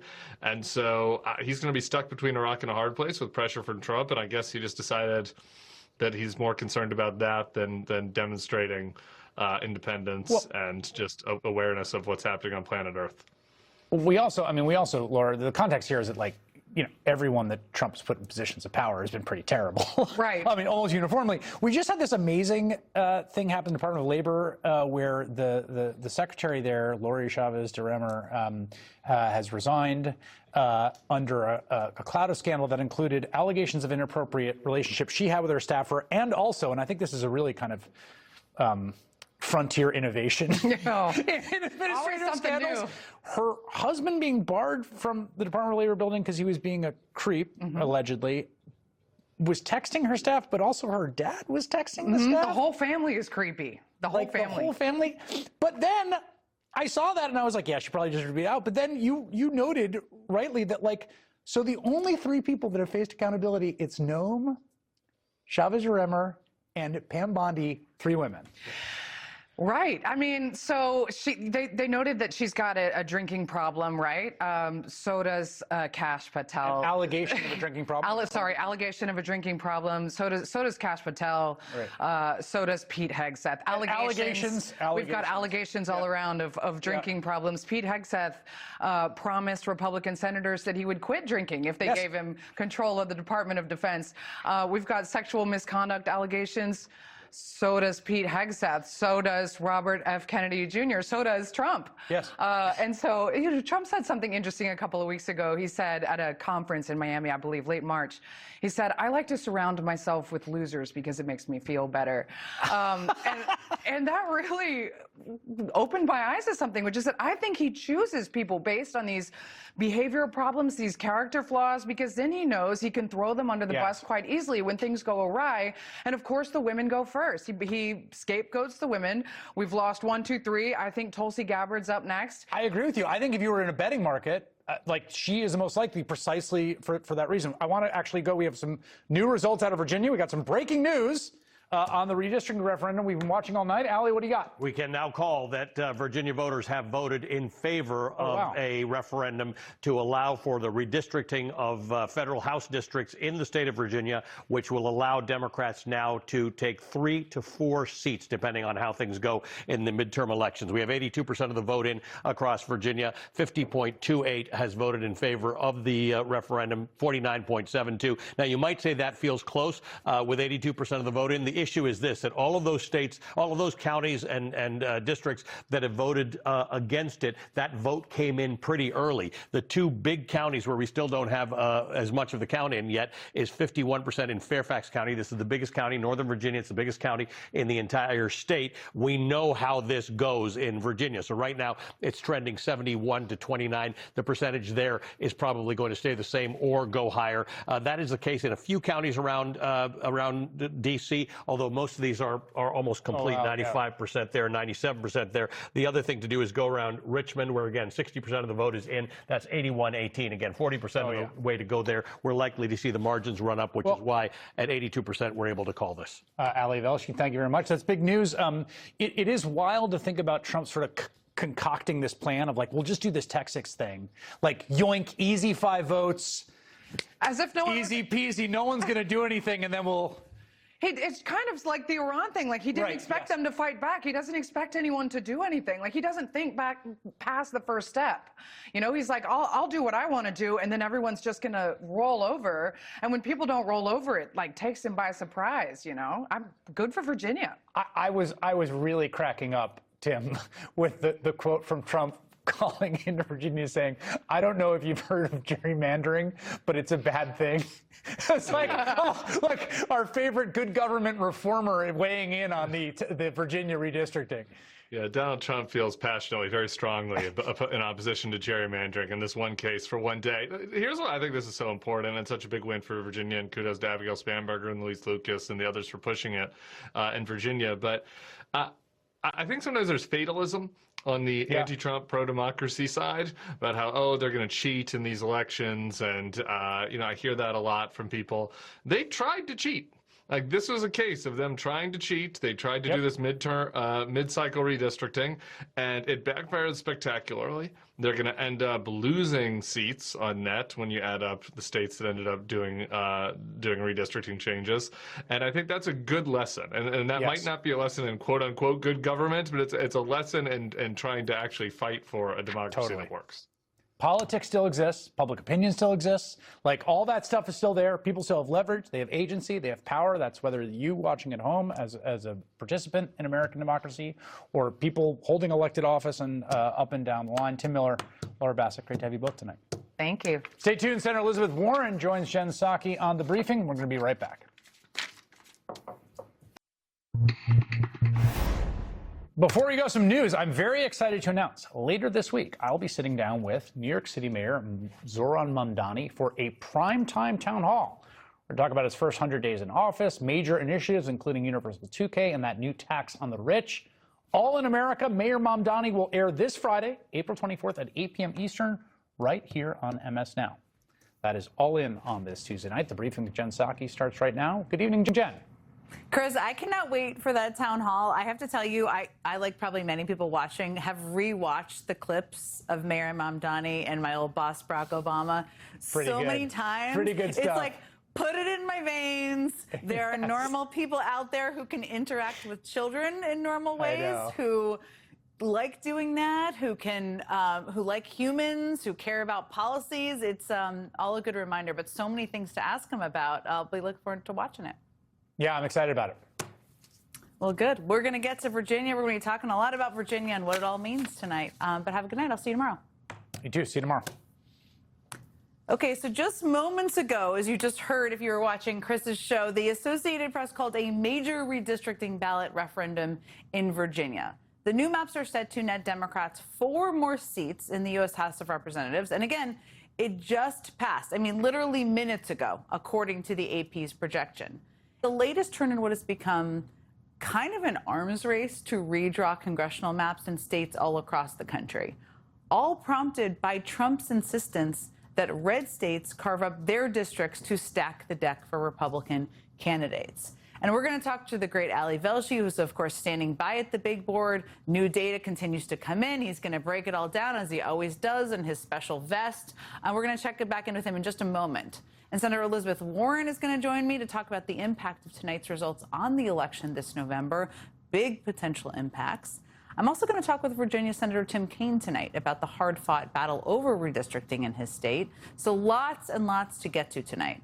But I just want to start with what happened down the road in Virginia, my home state of Virginia. We're very close to Virginia, of course, here in Washington, D.C., because tonight's ballot initiative would not have even been on the table. We would not even be talking about it. There wouldn't have been a vote tonight. There wouldn't have been a net gain of 4 seats potentially here had it not been for Donald Trump. That's right. He set up his own defeat tonight.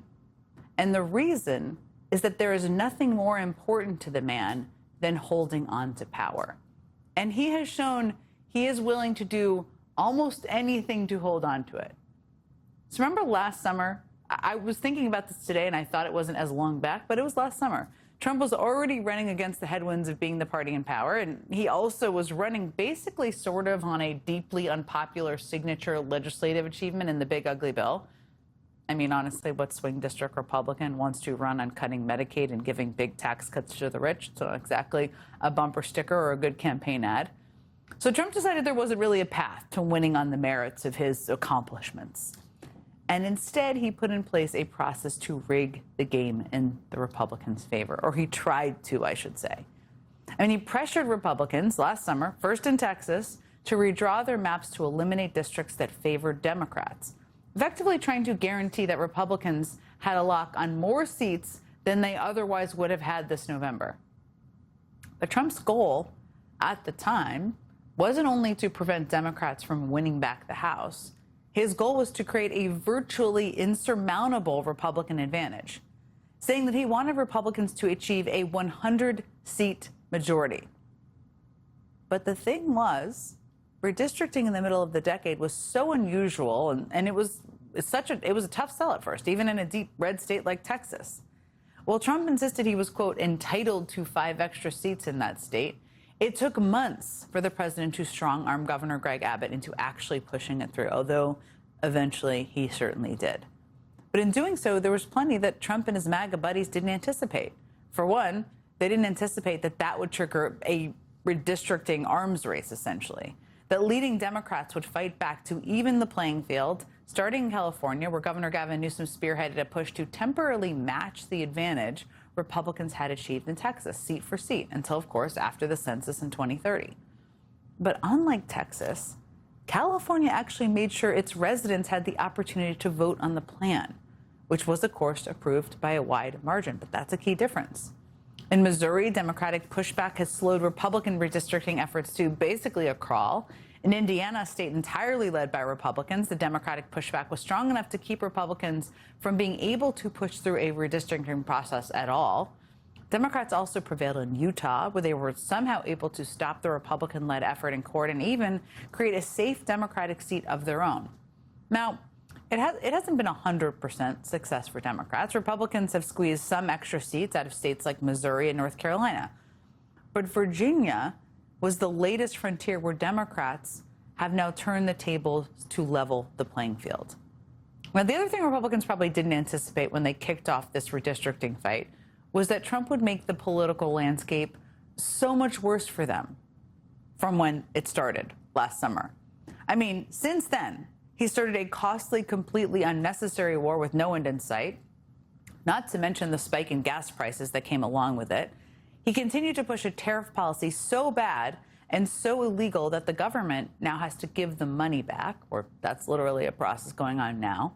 He stonewalled the country over the release of the Epstein files. His sycophantic clown car of a cabinet can't seem to go a day without creating an eye-popping new scandal. And that's not to mention the unprecedented appearance of self-dealing and corruption from the president to his sons to members of his cabinet. So this vote today is about leveling the playing field and making sure the redistricting arms race Trump started doesn't go unanswered. But it's also a sign that people in this country are fed up. They're pissed off, and they're not going to allow him to do whatever he can to hold on to power as much as he wants to and as much as he's willing to. Just take a look at a new poll. It's not just the votes. That's a big part of it. It's also the protests. But take a look at a new poll out from AP today, because it is some numbers that are, they're jaw-dropping. I mean, Trump's approval rating is down to just 33%. That's right. Only 33% of Americans approve of the job Trump is doing, while a full 67% disapprove, which means he's underwater by 34 points. And he's even more unpopular on the issue that arguably propelled him back into the White House, the economy. A whopping 70% of Americans disapprove of President Trump's handling of the economy. Well, just 30% approve, putting him a full 40 points underwater, which is the worst number of his term so far. And when it comes to the cost of living, Trump is underwater by 53 points, with 76% of Americans disapproving and just 23% approving. In other words, the political environment today is far more favorable to Democrats than it was over the summer. And that trend has held when voters have headed to the polls as well. Democrats have now flipped 30 state legislative seats, and they have massively overperformed, even in some of the reddest House seats in the country. And you can tell, this is a sure tell, how scared Republicans are about their majority slipping away, and just by the disingenuous and deceptive tactics they've been using, including in Virginia.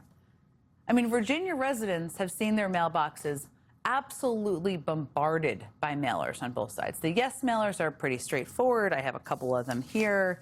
You know, they're pretty straightforward. They have Barack Obama on them, Abigail Spanberger. Many of them plainly say that they're from the Democratic Party. And Obama has even cut ads urging Virginians to vote yes. In April, Virginians can respond by making sure your voting power is not diminished by what Republicans are doing in other states. This amendment gives you the power to level the playing field in the midterms this fall. Pretty straightforward, right? He's saying, vote for this, level the playing field this fall. But like a group of wounded animals, Republicans see the political trouble they're in. They're getting desperate, and they're playing very dirty. The no-mailers, many from outside groups funded by Republican donors, also use President Obama and Governor Spanberger. And I have a bunch of those sitting right here, too, and we're going to show them on the screen if we can as well. Okay, these are no-mailers. And they use past comments they've made against Republican gerrymandering in general, suggesting they are against the very redistricting effort that they both have campaigned in favor of. One flyer shows a black family on it. You can see it on your screen right there. Quotes Obama and Spanberger and a former local NAACP head. And reporting by Mother Jones found that the money behind that mailer, as well as another one comparing a yes vote on redistricting to Jim Crow, came from a dark money group. And the PAC behind the mailers, Justice for Democracy, received millions of dollars from a group that has previously taken large sums of money from billionaire and J.D. Vance ally Peter Thiel. In an effort to muddy the waters even more, the Republican-led No campaign has run ads like this one. Because of things like political gerrymandering, our parties have moved further and further apart, and it's harder and harder to find common ground. That's why 2/3 of Virginians voted to end partisan gerrymandering. But Richmond politicians want to shred our bipartisan process and draw maps for themselves again. So misleading. Those comments are, of course, not about the current state of play. They're not about Trump starting this redistricting battle by pushing Governor Abbott to do it. They're out of context completely. And to be clear, Obama supported voting yes. You saw him say it himself in the original ad just a second ago. But these are the tactics that the Republicans have had to resort to. And it's also a sign, as much as Democrats won this one tonight, and they've won many, many, many, but it's a sign of what kind of dirty tricks they may try come November. But the other thing to take away from tonight is that the energy and will of the voters is far more powerful than anyone, including Trump, was betting on. And that is a very good sign for Democrats, just over 6 months out from the midterm elections. As I said, we've got Senators Elizabeth Warren and Tim Kaine standing by. But first, let's get right to MS Now chief data reporter Ali Velshi, who's tracking results at the big board for us. Okay, Ali. The AP called it not that long ago. Yep. Tell us where things stand and what's still outstanding, because the margin here is going to be an interesting thing people talk about as well. Very right. In fact, not only was it just called a few minutes ago, but until a few minutes ago, the no side had been winning. So we got 87% of the vote in statewide. The yes side has almost 51%, no side 49%. But here's the thing. We knew where that no vote was for most of the evening, and it had all come in big numbers. In Northern Virginia, as you would expect, margins are very high in favor of yes. 95% of the vote in Loudoun County, 96% in Prince William County. If you look at Fairfax City, 97%. If you look at Alexandria, Arlington, 94%. Alexandria, my finger's too fat to be able to hit Alexandria, so we'll skip that for a second. But take a look at Fairfax County, the biggest county in Northern Virginia, the biggest county in Virginia. Only 76% of the vote in is there. 70% voting yes, 30% voting no. But we know how these numbers are going to go, so that's going to run up the yes margins. If you go down to Richmond, similar situation, 81% in Henrico County, where 62% are voting in favor of it. Richmond City, only 60% of the vote is in right now, so we still got a lot to come there. That's 81 to 18.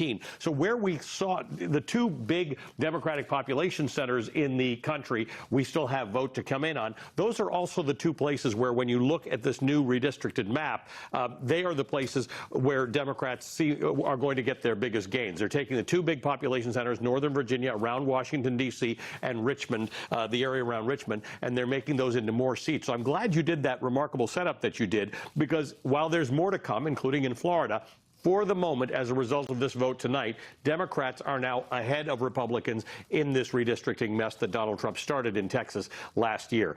This nets, depending on how you count it and how people vote, this will net Democrats 3 to 4 more seats in the House from Virginia come November. So again, the numbers right now are 51 to 49 roughly, but you're probably going to see that margin increase through the course of the night, Jen. Ali Velshi, thank you for being there at the big board. We're going to keep checking in with you just as numbers are coming in. And it's just always interesting to see how people vote. It's not like everybody knew when this election was going to be, too. So it's pretty remarkable. Thank you again. Okay, joining me here at the table is Senator Elizabeth Warren. As always, there's about a million things to speak with you about. But let me just start with the results in Virginia. You were out, very vocal supporter, very vocal advocate of it.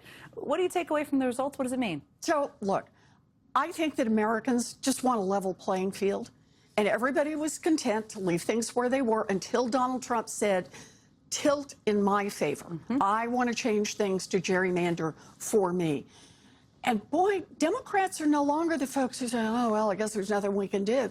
What we're starting to see, starting with Gavin Newsom, I want to give props there, who said, no, we're going to step up. He took some political risk with that, and he said, I'm going to put it on the ballot and let the voters speak to that. And when the voters get a chance to speak to it, they say, we want to level that playing field.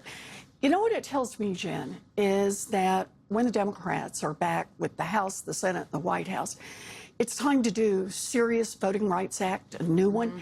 And that's got to be about the right to vote, the right to get your vote counted, and no gerrymandering anywhere in the country.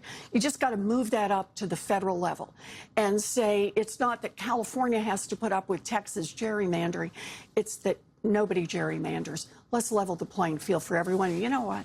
I think if that happens, we're going to do just fine.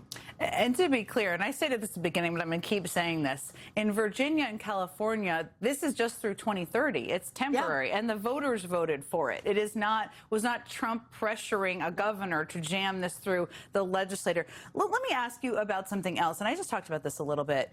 These are some of the mailers. I shared them. I'm a Virginia voter, so, you know, we have a couple people on our team who are Virginia voters. These mailers are racist, they're offensive, they're disinformation. To me, it sends a clear message that they're going to resort to some incredibly dirty tactics. So, no, a number of these are funded by outside groups, but people don't differentiate. And people should prepare for that. Coming up to November, what does it tell you? Oh, listen, it's not just should prepare for it in the future, it's already started. Yes, it's happening now. You watched that race in Illinois, right? Where crypto money came in, where AI money came in, where APEC money came in. And did they come in saying, look, here's our issue. We want more protection for big tech, or we want to have a different policy, or we want to protect the policy that the president's following in Gaza? They didn't do that. They came in with other names to deceive, to conceal who they were. They supported candidates that they really didn't want to see win because they thought it would be a way to give an advantage to a candidate who might help them. That's not promoting the democratic process. That's trying to see if you can finagle the outcome because you know you're on the losing side if people see what's going on and just have a chance to vote.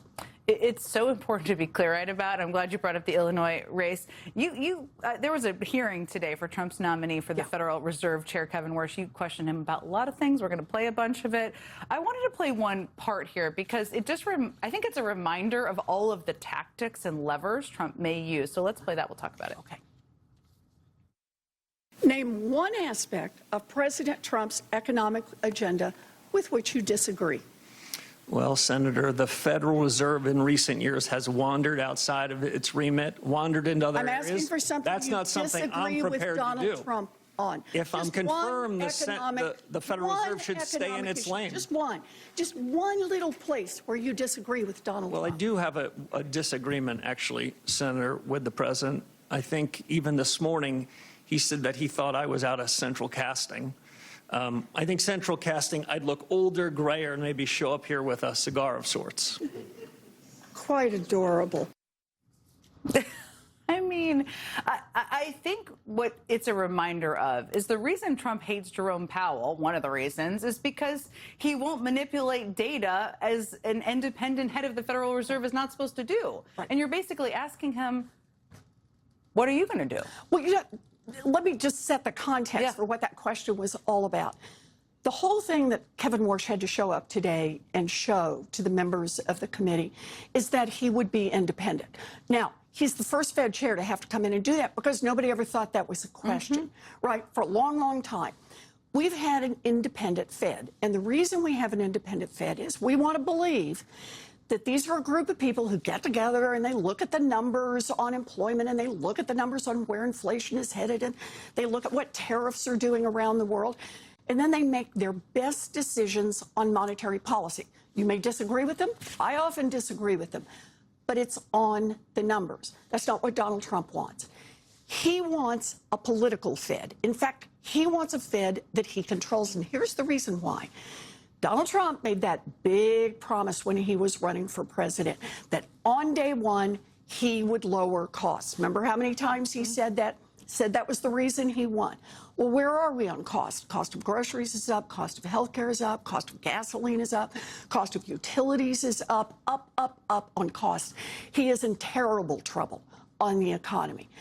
So here's his last hope, is that he can get the Fed to come in and juice the economy, blow things up, and he'll be able to make it past Election Day. It's just another election device. He's 6 months out. He's got no other cards to play.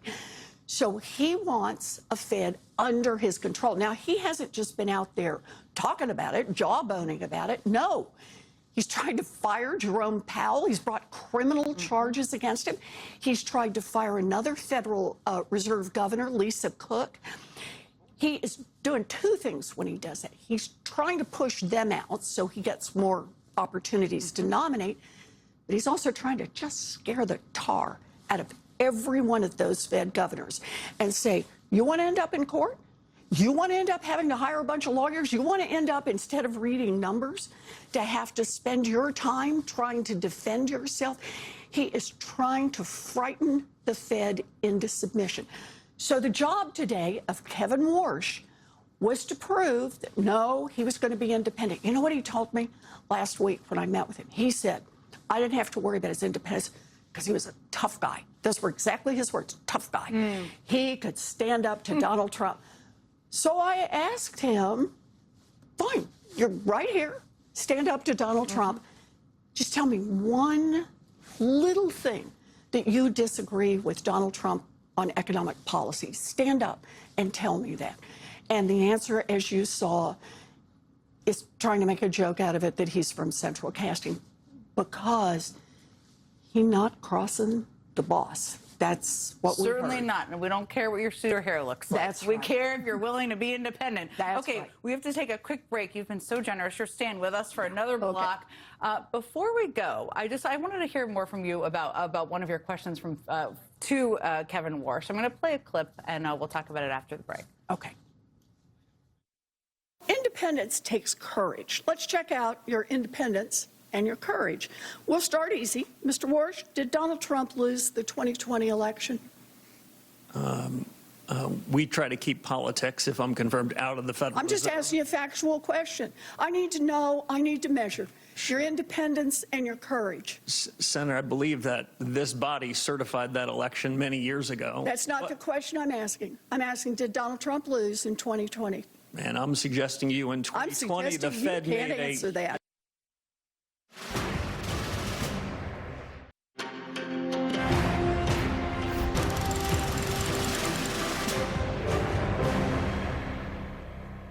Okay, we are back with Senator Elizabeth Warren. Just from our conversation during the break, there's way too many things to talk about.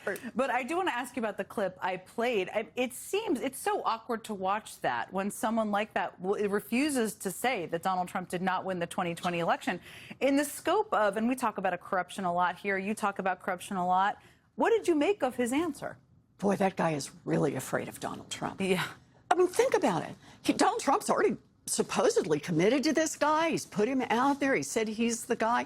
And yet, even this morning, when Fed independence is in the air and people are worried about it, Republicans and Democrats on the record saying Fed independence matters, Donald Trump's out there saying he's going to be very disappointed if Kevin Warsh doesn't do what he wants. And here's Kevin Warsh afraid to say Donald Trump lost the election in 2020. Just can't bring himself to those words. He'll find 28 other ways to dance. Man, that was some fancy soft shoe there.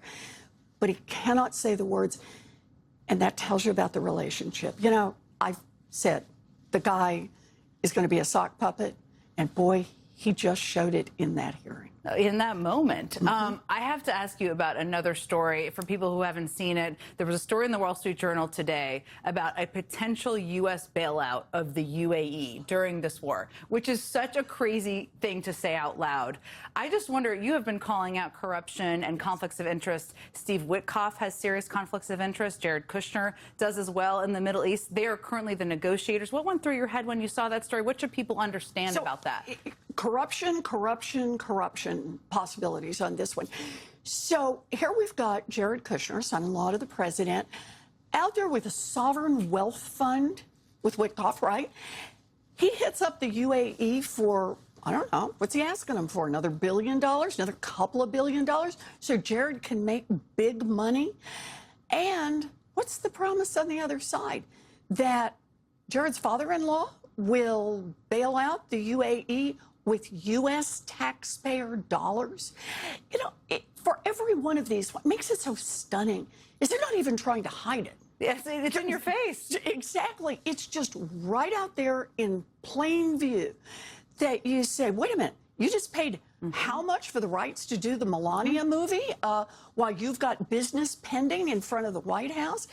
It's just everywhere you look, it's Donald Trump or somebody close in his orbit has money to make based on using the assets of United States taxpayers. That's corruption. It certainly is. And you have been tireless in raising questions and asking questions. We're trying to ask questions, too. The other thing that you've raised recently, this weekend you sent a letter to President Trump demanding answers to, I guess it's kind of a financial mystery of sorts, which is a bunch of companies basically settled lawsuits with Trump by donating millions of dollars to the Trump Library Fund. We don't know who's donated what. Tell us more about this. Okay. It's a crazy story. So these 4 companies, you may remember, get sued by Donald Trump. Amazon gets sued on something, right? So they get sued. And collectively, they agree to pay about $67 million, you know, some sizable change. But where they agree to pay it is to the Trump Library.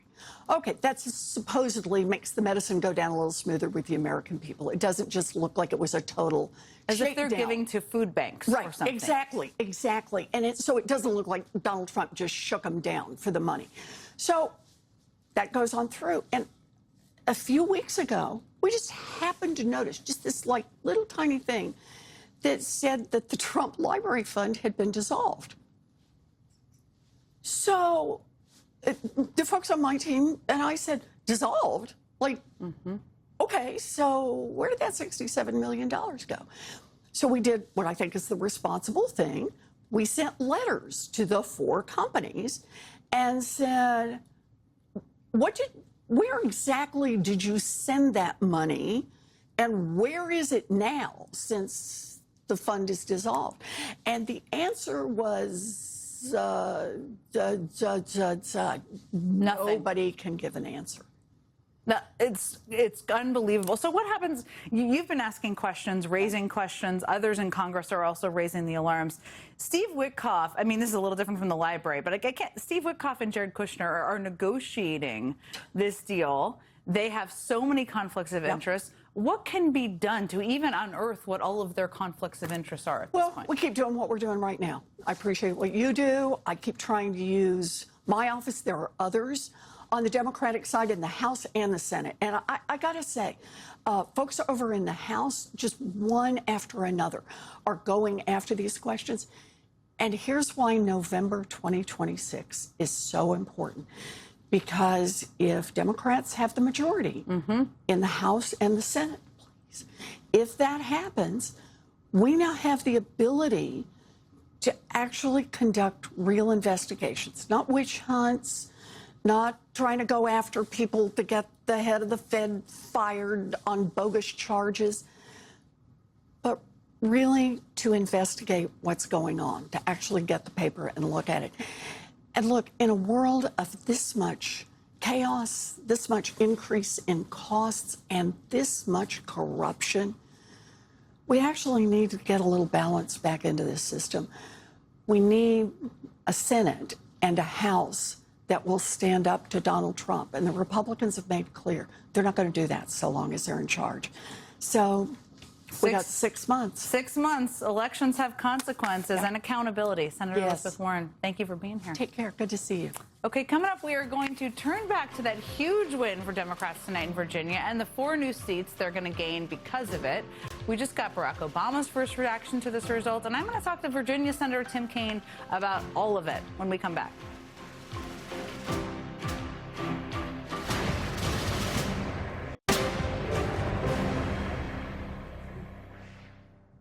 We're following that huge development tonight in the nationwide redistricting battle. The AP is projecting that Virginia voters have approved a newly drawn House district map that will boost Democrats' chances of wresting control of the chamber from Republicans this November.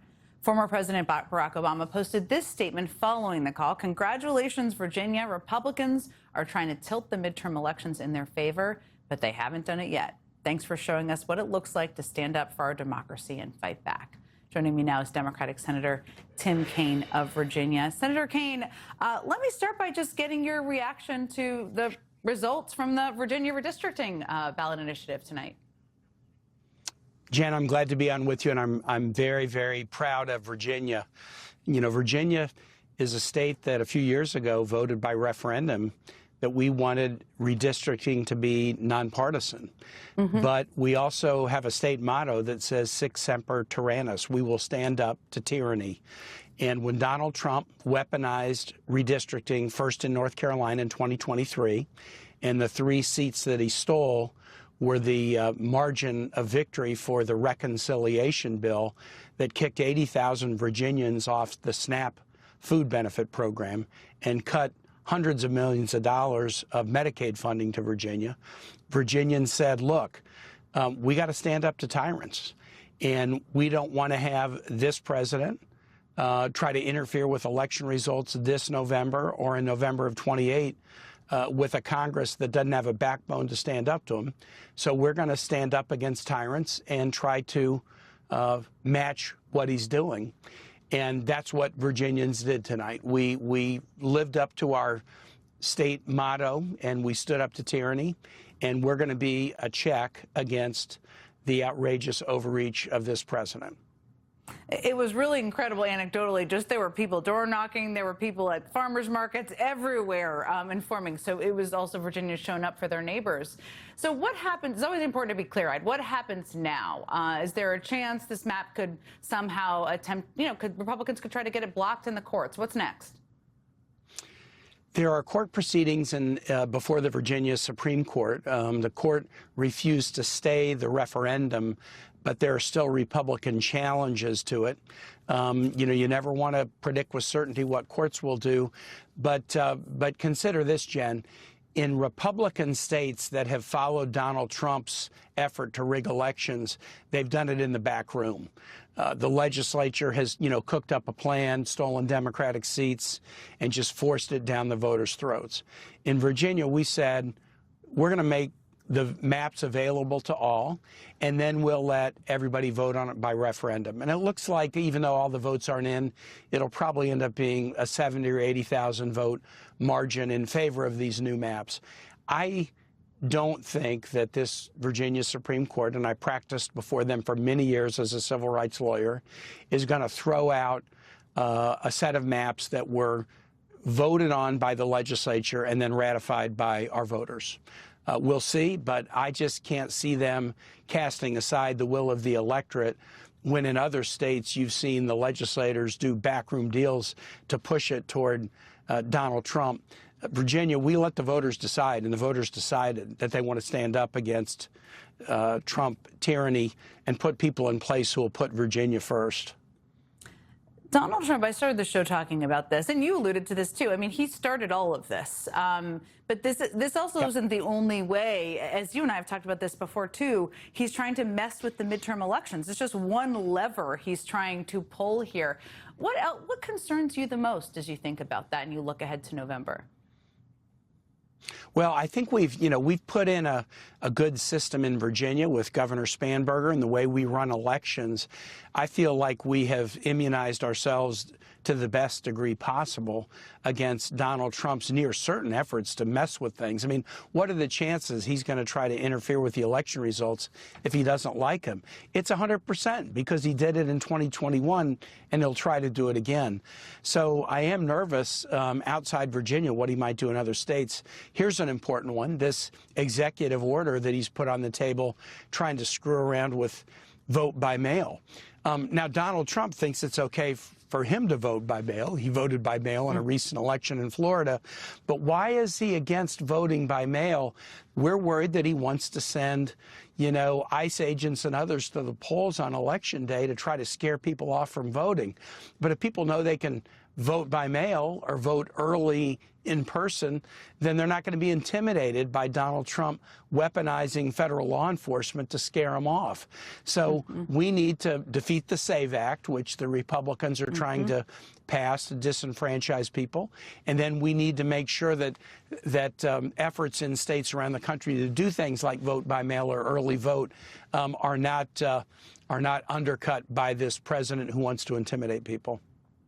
Senator Tim Kaine, I'm going to ask you to stay right where you are because you have so much expertise and you're on so many important committees. And I want to talk to you about how this day started, which was with more threats from Trump about bombing Iran. And then we got an announcement about an extension of a ceasefire. And then tonight we got another threat from Trump about blowing up the rest of their country, their leaders included. I don't think he knows what's going on right now. I'm going to ask you if you know what's going on right now when we come back after a quick break.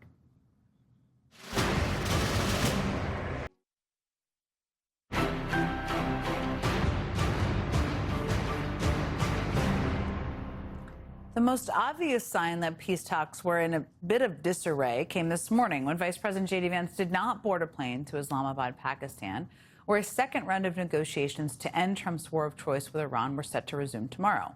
Instead, Vance remained in Washington, based in a holding pattern, as Iranian officials reportedly decided whether they would come to the table at all. Now, Axios reported that one key issue was Trump's continued blockade of Iranian ports in the Strait of Hormuz. It's also wholly unclear when the ceasefire actually expired, because yesterday, Trump told Bloomberg that the deadline was tomorrow night. But Pakistan's information minister said it was tonight at 8 p.m. Eastern. Regardless, the clock was ticking, and as J.D. Vance sat awaiting his marching orders, Trump picked up the phone and called CNBC. To be clear, you're saying that you need at least the prospects for a signed deal today and tomorrow, or else you would resume bombing Iran. Well, I expect to be bombing because I think that's a better attitude to go in with. But we're ready to go. I mean, the military is raring to go. I expect to be bombing. We're ready to go. That's the President of the United States, the Commander-in-Chief, everyone. That was less than 8 hours later, I should say, and likely not surprising to anyone who's attempted to keep up with the shifting timeline of this war. Trump did a total 180, announcing this afternoon that he would be extending a 2-week ceasefire with Iran, seemingly indefinitely, without information about whether they were on a path to a deal, what has been achieved, and what's happening behind the scenes. Back with me now is Senator Tim Kaine of Virginia. So an extension of a ceasefire is, of course, better than an extension of the war. But the current status quo here, the Strait of Hormuz still being closed, 50,000 of our men and women just in a holding pattern in the Middle East. There's really been no publicly available information pointing to progress in ending the war. The briefings have not been forthcoming to the Senate. But from your vantage point, where do things stand right now in this war? Well, Jen, number one, the first point you made is right. Extending the ceasefire is a good thing, whatever the president's reason, whatever he says. This war is illegal and it's unwise. And if we're going to find a path forward, we're going to find it a lot easier without bombs falling. So ceasefire extension is a good thing. And then here's what the president and the U.S. seems to want. They want a limit on Iran's nuclear ambitions, and they want the Straits of Hormuz opened. Now, we had a control on Iran's nuclear program through a diplomatic deal that Donald Trump tore up in his first term, even though his cabinet secretaries told him not to. And we had the Straits of Hormuz opened on February 27 until Donald Trump started a war of choice without a rationale or a plan or support from allies or a debate and vote in Congress. And so what the president is now trying to get done, which we would want done, a non-nuclear Iran and the Straits of Hormuz open so that everybody's gas prices all over the globe and fertilizer prices and other things aren't going crazy. The president had those things, threw them in the trash bucket, and now is trying to get them out and see if we can come up with a deal. But what we need to do is definitely salute the fact that there's a ceasefire.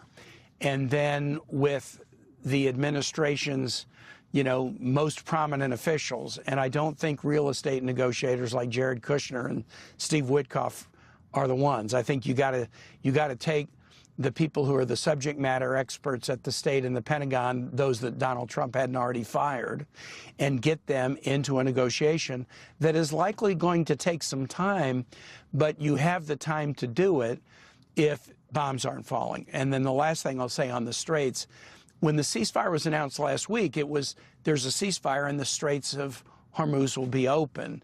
And both the U.S. and Iran said that was true. But then Donald Trump decided to blockade all the Iranian ports anyway. And so Iran said, wait a minute, the Straits are either going to be open for everybody or they're going to be closed for everybody.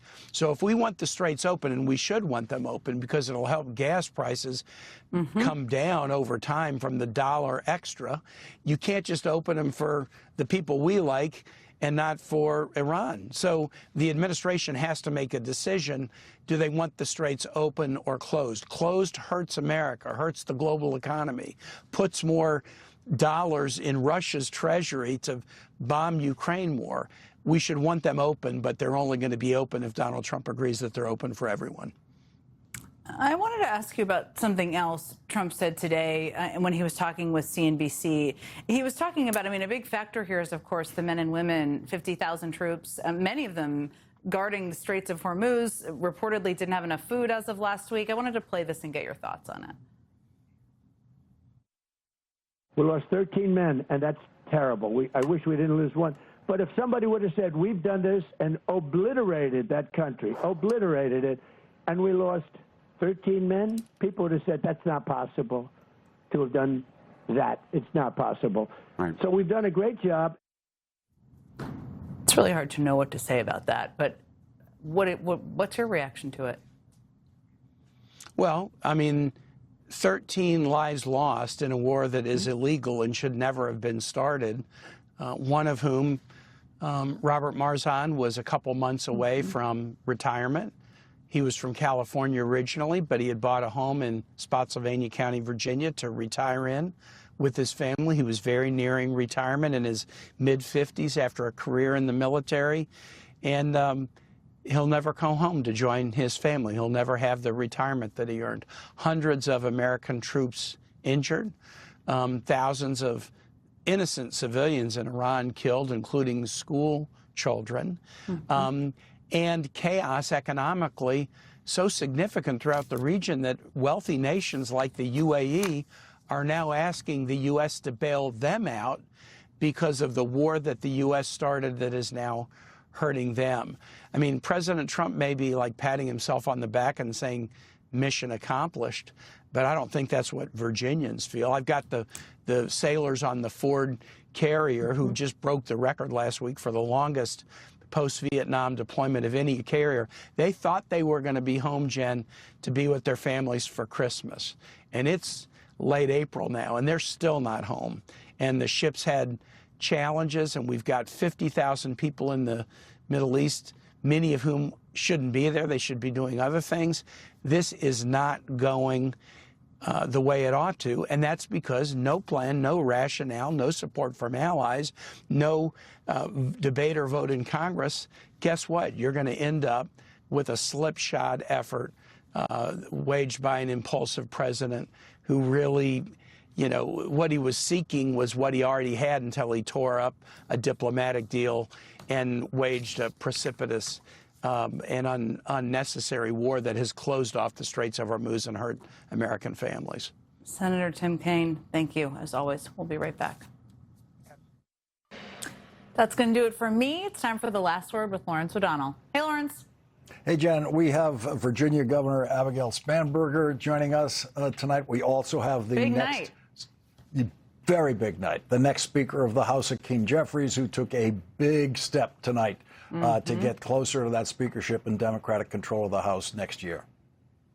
You have two of the people who were probably celebrating the most, have done a lot of the work, feel probably relieved and happy by the outcome tonight, which is really incredible.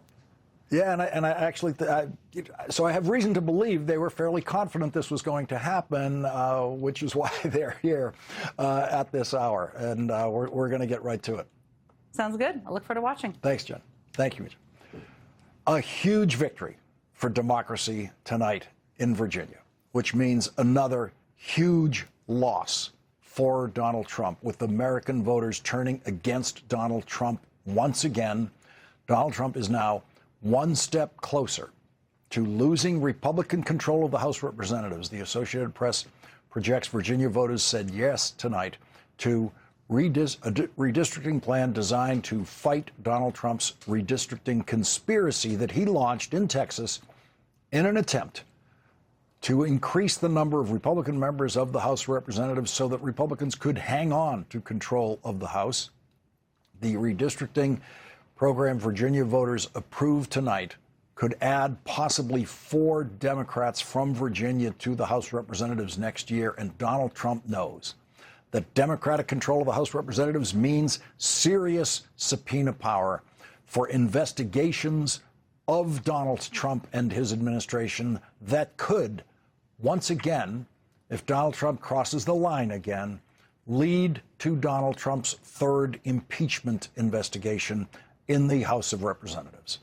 President Obama described the stakes to Virginia voters this way. Hey, Virginia. Early voting is underway, and Virginians are turning out in record numbers to vote yes. By voting yes, you have a chance to do something important, not just for the Commonwealth, but for our entire country. By voting yes, you can push back against the Republicans trying to give themselves an unfair advantage in the midterms.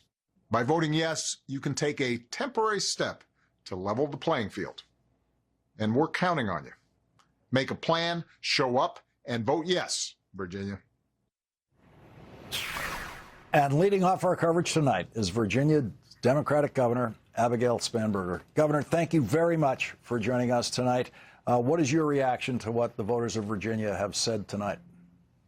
Well, I knew that the voters of Virginia would vote yes on this referendum. I knew that we would be successful because, as President Obama just laid out in that clip that you showed, Virginians understood the stakes of this referendum election. Virginians understood that it all began when President Trump said that he was entitled to additional congressional seats and when Republican legislature after Republican legislature obliged him.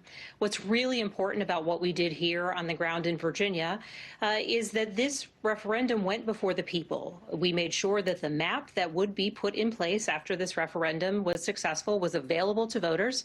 And ultimately, by the nature of our referendum system, we knew that this redistricting would only move forward when Virginians voted for it. So it was really just essential that the vote be with the people. I knew that we would see a successful yes vote. And so I'm pleased with the outcome because it is our chance, our opportunity to really stand up to what we're seeing in other states. And importantly, it also preserves our bipartisan redistricting commission into the future, which is important to so many Virginians. But in this moment, we are able to take this responsive action with our successful yes vote. So there's a big difference between how Donald Trump did it with Texas Republicans, which was never put to a vote of the people of Texas. Then California, under Gavin Newsom's direction, put it to a vote of the entire state, just as you've done, put it to a vote to the entire state.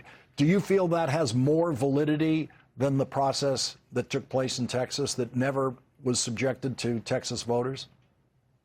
Absolutely, absolutely. And I'll tell you why. Our referendum process is a three-part process. The General Assembly has to vote to move forward a potential amendment, a constitutional amendment, and they have to vote twice on that, which they did. We had majority votes on both votes, and then it goes to the people. And so the fact that we had to travel across the Commonwealth of Virginia, make our case to the people of Virginia, explain what this referendum in the middle of April actually is, why it matters, and why we're encouraging a yes vote. That is a vote where the people of our Commonwealth had the ability to say, yes, we want to take this step, we want to pass this referendum, and we want to do this redistricting at this moment as a responsive and temporary step. Again, preserving our long-term bipartisan redistricting commission, but recognizing the urgency. And so it wasn't a bunch of legislators who were trying to do the president's bidding. It wasn't a bunch of legislators who were, choosing partisanship over anything else. This was the people of Virginia saying, we have this option and we are choosing to take it.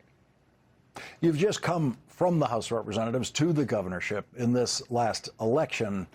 What did it, in your view, what would it mean if the Republicans were able to conspire with Donald Trump to increase the number of Republicans in the House of Representatives so that they could cling to control of the House of Representatives for 2 more years?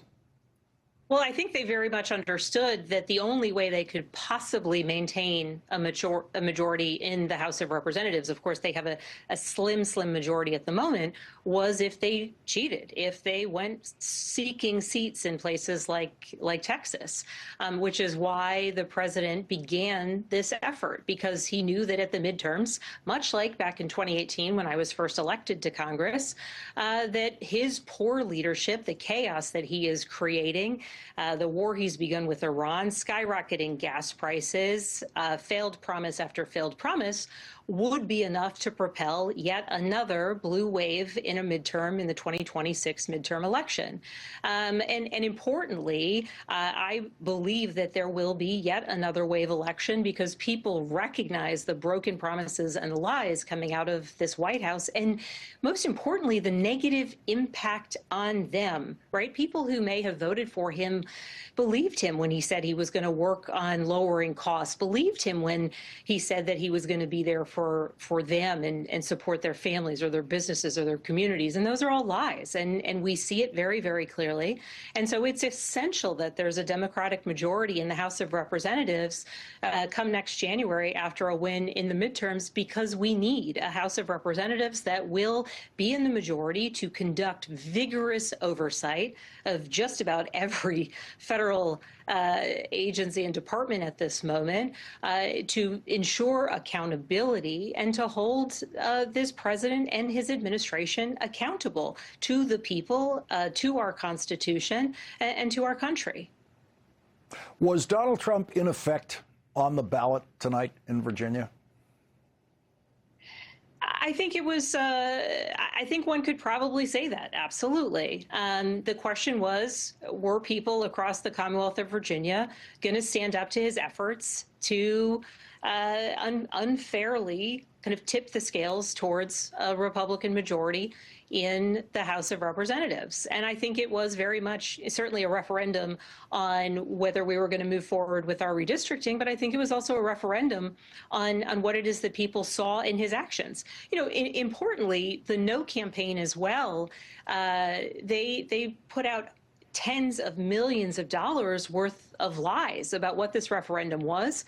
Importantly, saying that I supported a no vote, it's saying Barack Obama supported a no vote. And it was really pretty interesting across Virginia as I was out either, with my gubernatorial hat on doing everyday work or out on the campaign trail for the referendum, hearing people just come to me and express complete and utter disgust that it would not just be an aggressive campaign, but a campaign full of lies trying to defeat this referendum. And so the resolute nature of so many of the Virginia voters who determined that this is a moment where they have an opportunity to stand up against the excesses, the abuses, and the lies coming out of the Trump White House, they saw that as an opportunity, and they surely took it. Virginia Governor Abigail Spanberger in a big win tonight in Virginia. Thank you very much for starting off our coverage tonight. Thank you so much for having me. And thank you to all the Virginians who stepped out and went to the polls. Thank you, Governor. Thank you very much. Well, America has turned against Donald Trump. America has turned against Donald Trump again in Virginia tonight. Voters in Virginia turned against Donald Trump tonight. Tucker Carlson has now turned against Donald Trump. A new poll shows that 2/3 of Americans disapprove of Donald Trump. Donald Trump's lies aren't working anymore. Nothing Donald Trump says is working anymore. Donald Trump began his day by saying, I don't want to do that. And then he did that because he is Donald Trump, because he is the only president of the United States in history who thinks his words mean absolutely nothing. Donald Trump once again today proved that his words mean absolutely nothing when he ended his workday doing exactly what he said he didn't want to do this morning. At 8:30 a.m., in a phone call to the morning crew at CNBC, Joe Kernan asked if Donald Trump's deadline for attacking Iran again, beginning tonight, was a real deadline, unlike almost every other Trump deadline. If it looks like things are progressing, will you not necessarily extend it to a definitive amount of time, but will you let it keep going if there's progress in the talks before taking... well, I don't want to do that. And then, as expected by everyone in the world, including Iran's dictatorial regime, Donald Trump's deadline evaporated. At 4:09 p.m., in a social media post saying that he decided to extend the ceasefire. And now there is no deadline. Of course, this is Donald Trump's war and Donald Trump's so-called negotiating style, so surely he will issue more threats of war crimes and more deadlines that will surely once again be ignored by everyone, including Donald Trump. No one violates Trump-issued deadlines more than Donald Trump. No one ignores those deadlines more than Donald Trump. Imagine what Donald Trump would be saying tonight. Imagine what the news media generally would be saying tonight. If President Obama or President Biden kept issuing deadlines to Iran and then kept caving on those deadlines, imagine what the Fox propaganda channel would be saying tonight. It's not working. Donald Trump's lies are not working. And the Trump-supporting lies of the Fox propaganda channel are not working. And no one personifies the collapse of the Trump-Fox propaganda machine better than former Fox anchorman Tucker Carlson, who once had the highest-rated show on that network and has now turned against Donald Trump because of the Trump war in Iran. Tucker Carlson, who went from publicly supporting Donald Trump on television while privately hating him, to then publicly supporting him again, now says, we are implicated, meaning him and all Trump voters. We're implicated in this for sure. Yes. It's not enough to say, well, I changed my mind, or like, oh, this is bad, I'm out. It's like, in very small ways, but in real ways, you and me and millions of people like us are the reason this is happening right now. Yes. So I do think it's like a moment to wrestle with our own consciences. We'll be tormented by it for a long time. I will be. And so people who have been against Donald Trump every day of his political career are going to have to get used to this. We're going to have to get used to Tucker Carlson's publicly, suddenly realizing the obvious about Donald Trump, that he never should have been president. First Marjorie Taylor Greene, now Tucker Carlson, and there will be more. And they will include people like Tucker Carlson who have said horribly racist things that they will never retract, that should not be forgotten or forgiven. But what is true about Tucker Carlson's switch of public allegiance, and what is important about Tucker Carlson's switch of public allegiance away from Donald Trump, is that it is very, very bad for Donald Trump. And it represents millions and millions of Trump supporters turning against Donald Trump in polling now. In polls that show the job approval of Donald Trump is now a 67% disapprove. 2/3 of Americans disapprove of Donald Trump as president. And Donald Trump's war in Iran has 67% disapproval. Donald Trump's handling of economic issues, 70% disapprove. And Donald Trump's management of the cost of living, 76% disapprove. And that includes tens of millions of Trump voters who are now turning on Donald Trump. They are finding their issue to turn against Donald Trump, whether it be the cost of living or the Iran war. And so America is turning against Donald Trump tonight. Donald Trump finds new ways every day to sink lower and lower in the polls. Like this morning on CNBC when he said because his war in Iran has turned out to be more difficult for the region than he expected, he actually wants to take money from the American people, 76% of whom are struggling with the cost of living, and give that American money to the richest people, not in America, but the richest people in the world who are not Americans. Donald Trump wants to give money to the dictatorship running the United Arab Emirates. The UAE asking the U.S. for some type of financial lifeline. I don't know if it's a solvency problem. It's more of a liquidity problem. And I know we did, Secretary Bessent did something with Argentina that worked out. Is there some type of swap possible, currency swap with the UAE to help if they need it? And do you think there would be backlash because it's such a or perceived to be such a wealthy country? Is that under consideration? It is, but it's been a good country. It's been a good ally of ours, and they're really led by incredible people. And yeah, I mean, I'm surprised because they are really rich. So yeah, if I could help them, I would. Yes, he wants to give them money. He wants to give the United Arab Emirates money, and he's surprised that he has to do that because they're really rich. That's what he's saying. That's what he's telling the world this morning. Islam, a religion Donald Trump mocks in tweets threatening Iran, is the official religion of the United Arab Emirates, which does not believe in separation of church and state, to put it mildly. It is a country of staggering wealth. And Donald Trump now wants American taxpayers to help out that dictatorship because Iran took a few shots at them with drones during Donald Trump's war. Here's a Trump voter today in Orlando, Florida, who is not getting any of the help that Donald Trump wants to give to the richest people in the world in the United Arab Emirates. What would you grade the economy right now? Definitely a D. Is there an F up there? Yeah, F. That's it, though. Why? It's bad. Like, gas prices are like the highest they've ever been. Rent is the highest. Buying a house is the highest it's ever been. Everything's higher than normal. Like, and then minimum wage hasn't really budged as much as the prices gone up. So that is a bad economy. Tucker Carlson was a Trump voter.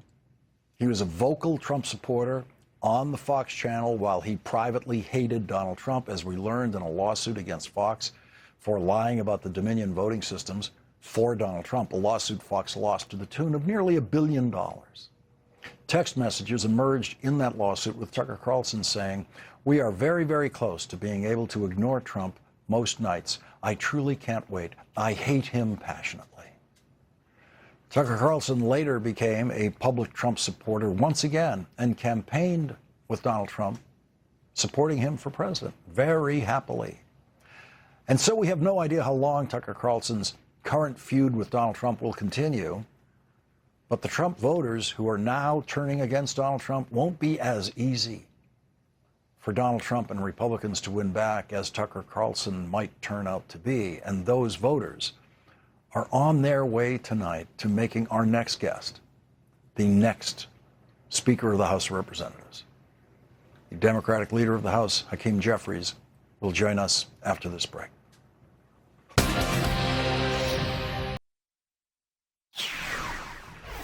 It's essential that there's a Democratic majority in the House of Representatives come next January after a win in the midterms, because we need a House of Representatives that will be in the majority to conduct vigorous oversight of just about every federal agency and department at this moment, to ensure accountability and to hold this president and his administration accountable to the people, to our Constitution, and to our country. That was Virginia's governor moments ago here in her first interview after Virginia voters voted tonight to redistrict congressional seats in Virginia in such a way that Democrats could pick up as many as 4 Democratic seats in the state of Virginia for the House of Representatives. President Obama has posted his congratulations to Virginia tonight, saying, "Congratulations, Virginia. Republicans are trying to tilt the midterm elections in their favor, but they haven't done it yet. Thanks for showing up, showing us what it looks like to stand up for our democracy and fight back." This morning on CNBC, Donald Trump attacked our next guest with Donald Trump's trademark, ugly, casual racism and his rank ignorance of the Constitution and what treason means. Here is the disgusting stupidity and hatred spewed by Donald Trump this morning. So we've done a great job, and I don't want to be rushed by people that are really treasonous as far as I'm concerned, where they're, and it's just, I watch this low IQ guy, Hakeem Jeffries. He's a totally low IQ person, and he's always ranting and raving, oh, this war is so terrible. And joining us now is House Democratic Leader Hakeem Jeffries. Mr. Leader, I want to give you an opportunity to respond to what Donald Trump said about you this morning. Well, it's an extraordinary insult, but he continues to repeat it. And what's so ironic is that Donald Trump is clearly the dumbest person ever to sit at 1600 Pennsylvania Avenue. But most importantly, Lawrence, this guy and Republicans have completely and totally failed America. They failed on the economy, failed on health care, failed on immigration enforcement, and now they've gotten us into a reckless and costly war of choice where more than a dozen Americans, brave heroes, have already lost their lives. Over 400 are seriously injured, and we're wasting billions of dollars dropping bombs in the Middle East, and these guys won't spend a dime to actually make life more affordable for the American people. What do you think the vote in Virginia means tonight to the possibility of you becoming the next Speaker of the House? Well, it's a big victory for the people of Virginia, a big victory for America, and a big victory for democracy. And let me first just thank Governor Abigail Spanberger, Speaker Don Scott, the members of the Virginia General Assembly, the congressional delegation, certainly President Barack Obama. It was an all-hands-on-deck effort, and I'm so thankful for what has transpired. The Republicans, ordered by Donald Trump all across the country, were trying to gerrymander the national congressional map as part of their scheme to rig the midterm elections. And they thought that Democrats were going to step back. We made clear from the very beginning that we were going to fight back. We did it in Texas, we did it in California, we've done it in Utah, we pushed them back in Ohio, we stopped them in New Hampshire, stopped them in Nebraska, stopped them in Kansas, stopped them in Indiana. Big win today in Virginia, and we're going to keep the pressure on the extremists because we're committed to ensuring that there's a free and fair election in November. Did you agree with the governor's? Abigail Spanberger has just come from the House of Representatives, of course, as you know, to the governorship. And she was describing to us the importance, in her view, of the Democrats regaining control of the House during this Trump presidency. What is your view of what changes for Donald Trump when the Democrats take over the House next year, if they do? Well, we're going to focus on driving down the high cost of living. We understand that life has become far too expensive in the United States of America. Donald Trump promised to lower costs on day one. Costs haven't gone down. They've gone up. And far too many people in this country, working class folks, middle class folks, everyday Americans, they're struggling to live paycheck to paycheck, can't thrive, and can barely survive. And this reckless war of choice is making life even more expensive. Gas prices through the roof, and food prices are heading in the wrong direction as well. We will need to fix our broken healthcare system that Republicans are detonating in real time and repair the damage that has been done and bring to the American people the type of system that actually allows all Americans to afford to see a doctor when they need one. And we also have to combat this corruption and deal with the fact that the Trump cartel, this administration, clearly is the most corrupt in American history. And there's going to be accountability as it relates to what the extremists are doing to the American people, and the fact that far too many of them are in government service right now to enrich themselves, their family members, and their donors, as opposed to making life better for the American people. The final point you made about the corruption that is just reeking from Trump world in Washington, that issue, most observers believe, was a crucial issue in the elections we just saw in Turkey, where the new government, in Hungary, where the new government has promised an investigation of everything that has preceded it. Is that something that you would be promising the American people, that the Trump corruption in Washington and around the country will be an investigative priority for the House of Representatives? Well, listen, it's a priority right now. We're already running many of these extremists out of town. Pam Bondi is gone. Kristi Noem is gone. We're going to make sure that Pete Hegseth and Kash Patel are on their way out the door as well. These are people who should have never been confirmed by Senate Republicans. Shame on them for putting these unqualified individuals into these positions of great significance and sensitivity. But certainly, Lawrence, as we cross over into the majority, if the American people were to entrust us with that great responsibility, we're going to make sure we're pushing an agenda that lowers the cost of living, the affordability side of things, while at the same period of time, we know that we have to bring accountability. It was James Madison who said that Congress at its best should be a rival to the executive branch. And so we take that to mean a check and balance on an out-of-control Trump administration. Donald Trump has said publicly that he's afraid that you will impeach him if Democrats get control of the House of Representatives. Should he be afraid of impeachment? Well, we haven't ruled anything in and we haven't ruled anything out. But Donald Trump should start conducting himself like a president who complies with the law, as opposed to someone who continues to abuse power and unleashes, for instance, the Department of Justice to target people who he perceived to be his political adversaries. And so we're going to have to look at all of these things. But we also understand, and we've been winning elections all across the country since January of 2025 through the most recent elections that we've seen take place this month, all across the land.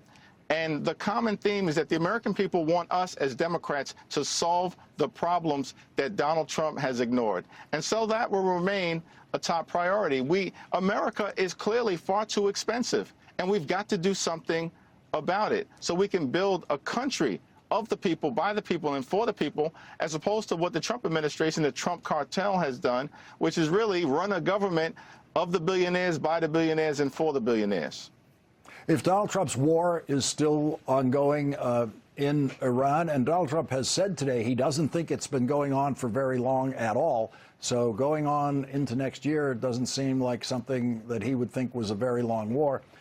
If that war is still going on in January of next year, would you bring a war powers vote in the House to stop that war? Yes, we will continue to advance war powers resolutions. And of course, Lawrence, we've now been able to bring them twice. And because war powers resolutions are privileged, we do have the opportunity, even in the minority, to force votes so that members of the House can declare up or down whether they support Donald Trump's reckless and costly war of choice, or whether they oppose it. And House Democrats are going to continue to strongly oppose it. And you can expect that in the near future, you will see an additional war powers resolution brought to the floor. And all we need are 2 additional Republicans to join us, and we can do what we need to do in the House to end this reckless war of choice, and then put the pressure on the Senate to do the same.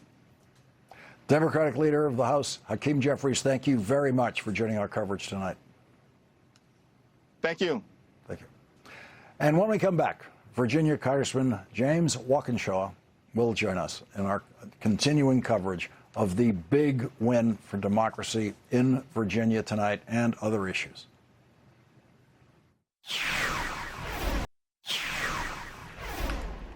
Here is Donald Trump's choice to be the next chair of the Federal Reserve in his confirmation hearing today. Are you refusing to tell us if you have investments, for example, in vehicle setup to advance Jeffrey Epstein? Is that what you're telling us? You just won't tell us? Senator, what I'm telling you is that those assets that you represent at Juggernaut will be sold if I'm confirmed. Joining us now is Democratic Congressman James Walkinshaw of Virginia. He's a member of the House Oversight Committee and Homeland Security Committee. And Congressman, is this the kind of thing that Virginia voters had in mind tonight? We just heard Leader Jeffries talk about what he calls the Trump cartel, which is this stink of corruption around Trump world in Washington, D.C. I think absolutely the Trump cartel, the Mar-a-Lago mafia, whatever term you want to use for them, Virginians are asking themselves, why did I lose my federal job? Why was my small business shut down by the Trump administration? Why do I no longer have health care coverage? While these guys are raking it in and got their hands in every cookie jar that they can find and making themselves wealthier and wealthier and wealthier. And, you know, I spent a lot of time working on the Epstein files issue. And I think that has touched a nerve with the American people because it feels like there's a different set of rules for the wealthy and the well-connected, especially if you're wealthy and well-connected to Donald Trump. I think Virginia voters were reacting to all of that and more today. The Democrats on the Oversight Committee have, to my mind, from where I'm sitting, done a remarkable job of pushing forward on an investigation that is technically controlled by the Republican chairman and by the Republican majority on that committee. But you've managed to push through a very significant amount of resistance there. If the Democrats have control of that committee and they don't have to push past Republican resistance in order to get subpoenas issued and things like that, how does that change the investigation of the Epstein files and all of the possible involvements in the Trump administration? Well, you're absolutely right, Lawrence. You know, we have a committee filled with fighters on the Democratic side, on the Oversight Committee, who have been banging away at this for a long time and made a lot of progress. But if we control the committee and if Robert Garcia holds that gavel, we will be able to 10x or 100x the speed of this investigation. We'll be able to get real answers to questions around Jeffrey Epstein's finances, right? And subpoenas of all of the banks and financial institutions that he was involved in. We will get not just Pam Bondi, but other figures in the Justice Department involved in evading the law and releasing the files to sit down and answer questions under oath, under subpoena. All of those things will happen. You know, I'm fascinated by this vote in Virginia because really I've never seen anything like it because no one has seen anything like it. Really in our history, a president tries a gerrymander conspiracy with the state of Texas. That's responded to by governors in California and Virginia by going to their voters and getting their voters to join them in making the decision to counter what the Republican president's trying to do. This sounds like an extremely complicated thing to explain to voters as a reason to come out and vote in something that they weren't scheduled to do as voters. It's hard enough, it seems to me, getting voters motivated in a normal circumstance. It seems really remarkable to me that this motivation was there in Virginia. What does it tell you about the motivation you would expect to see in November in voters? Well, you're absolutely right. And, tonight's result wasn't just about redrawing the lines on a map. It was about Virginia voters drawing a line in the sand and saying, enough is enough. This is an administration that has attacked Virginia and Virginia jobs without end, slashing tens of thousands of federal workers, shutting down small businesses, attacking us time and time again. And Virginia voters said, enough. We're not going to let you rig the midterm elections on top of all the damage you've already done in our Commonwealth. And I think that energy exists not just in Virginia, but across the country. Folks are fed up. They're fed up with the corruption and fed up with the fact that while Trump is building golden ballrooms and making himself wealthier, they're struggling to put food on the table to feed their families and afford their health insurance premiums. I think we'll see similar energy around the country in November, but Virginia is going to lead the way. Congressman James Walkinshaw, thank you very much for joining our coverage tonight. Thanks, Lawrence. And today, Donald Trump said he is sad. That's the word he used. Sad about having to pay back the illegal tariffs that he imposed on Americans because only Americans paid those tariffs. He's very sad that he now has to pay back that money. One of the people he owes that money to is going to join us next.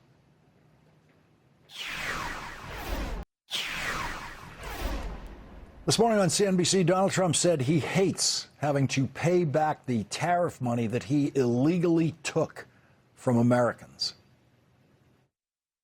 If they had common sense, we would not be paying back almost $200 billion in tariffs so stupidly. In many cases, the enemy is getting this money. The people that have hated the United States, we're giving them checks for billions of dollars. It's so sad to see. And there's Donald Trump saying it's so sad that the Supreme Court did not let him get away with illegally imposing tariffs on Americans and American companies importing goods from other countries. Donald Trump lied about his tariffs once again today when he said the enemy is getting this money, this refund money. That's a pure Trumpian lie, as every faithful viewer of this program already knows. Tariffs are only paid by Americans, Trump tariffs, only paid by Americans and American companies here in the United States, only when the goods arrive in the United States. No foreign country has ever paid a tariff imposed by another foreign country. Neil Katyal joined us on this program last night on the day when the Trump administration was forced by federal judge Richard Eaton to begin the process of refunding the Trump tariffs. It is the largest refund action in the history of this country. And it can't come a moment too soon because, Lawrence, it's not China. It's people like my clients, small businesses who had to let people go and, they couldn't buy equipment. They had to forego it. Many of them went bankrupt because of these tariffs. And we won and we're getting the refunds back. But these folks can't get their lives back. There's no ability for small businesses that went out of business to now come back in. Joining us now is one of Neil Katyal's clients in the Trump tariff case, Rick Woldenberg, CEO of Learning Resources, which makes award-winning educational toys. Rick, thanks for joining us again tonight. Donald Trump is very sad that he has to pay you back the money that he illegally took from you. How are you feeling about it? Honey, I'm not feeling that sad. We filed the claims for over $10 million. It's our money, and we're looking forward to getting it back with interest.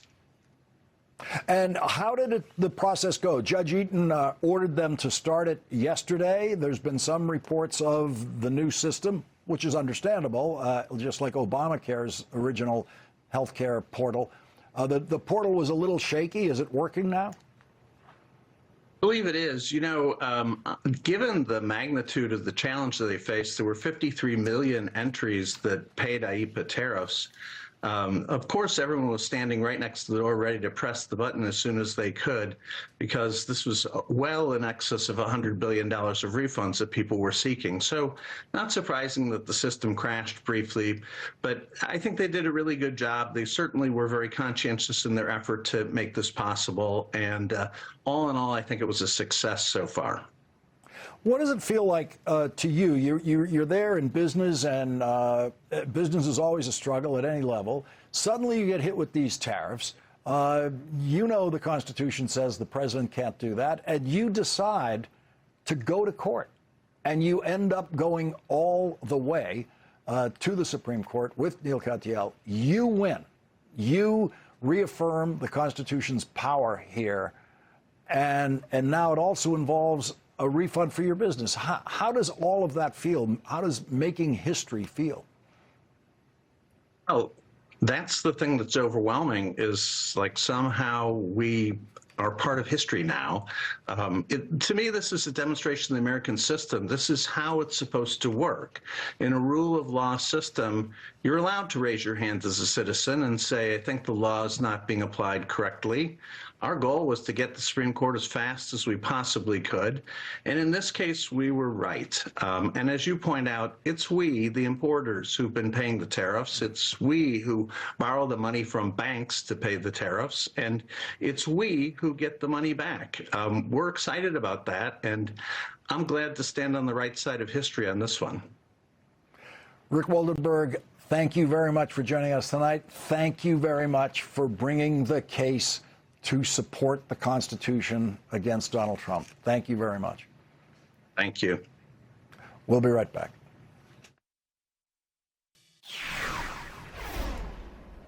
Rick Waldenberg, who made history by beating Donald Trump in the United States Supreme Court, gets tonight's last word.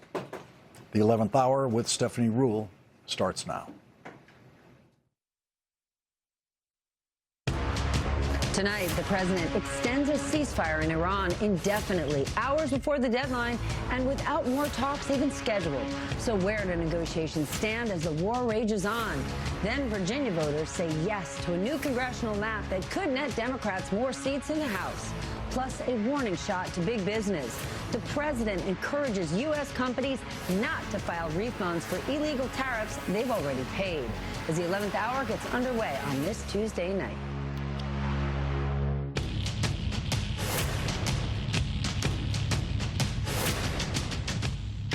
Good evening once again. I am Stephanie Ruhle, and we're tracking a breaking news out of Virginia tonight, where voters passed a redistricting map that could help Democrats retake the House in November. We're going to have much more on that in just a few minutes, but you know where we have to start this evening.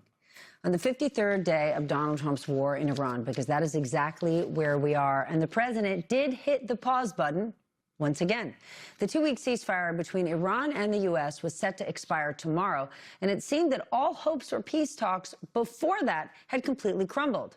So this afternoon, Trump announced that he will extend the ceasefire. In a social media post, he said that he made the decision because Iran's leadership is so fractured, he wants to give them more time. Trump says the ceasefire will continue until Iran's proposal is submitted and discussions are concluded one way or another. The U.S. blockade of Iranian ports will also continue, but at this point, here's the thing. We still have not heard anything from Iran. And by the way, this is now the 6th time that the president has extended the deadline for Iran to avoid any attacks on its electric plants. All right, we got a lot to get to, so let's get smarter with the help of our lead-off panel. Jeff Mason joins us, Washington correspondent and senior member of the White House team at Bloomberg. Sam Stein, managing editor for The Bulwark and MS Now political contributor. And retired 4-star U.S. Army General Barry McCaffrey, a decorated combat veteran of Vietnam and a former battlefield commander in the Persian Gulf. General, what is your thoughts, your reaction to the ceasefire extension? Because we're still seeing some American soldiers stopping and boarding ships. It's unclear to a lot of people what a ceasefire even means. Yeah, well, I think it was the only option that President Trump had left. To try and dial up the war again after we've hit 13,000 military targets and have not achieved the submission of the Iranian government would have been foolhardy. He has no domestic support for the war. We have almost no allies in the global community. I think China is gloating over our misfortune.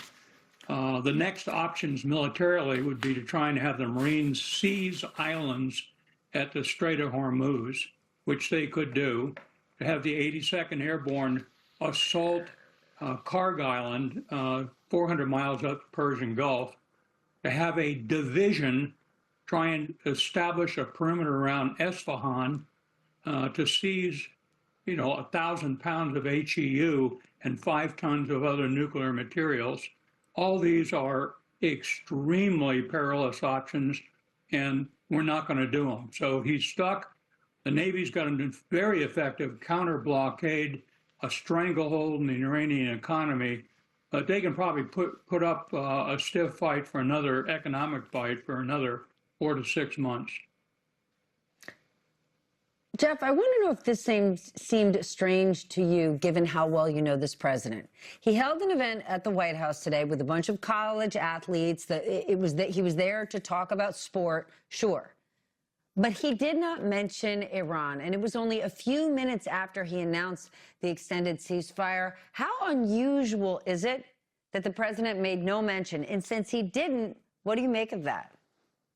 I thought it was striking. I think the question is good. I mean, this president is somebody who at multiple times over the last 6 to 7 weeks, 8 weeks, has started off his events at the White House, be they in the East Room or in the Oval, talking about the war and giving an update on the war. And right before this particular event, he made a major announcement about the war and then didn't say anything about it. What I would read into that is that he didn't want to be on camera contradicting what he has said multiple times over the last few days, including in an interview with me on the phone yesterday when he said he did not expect or it was unlikely that he would extend the ceasefire.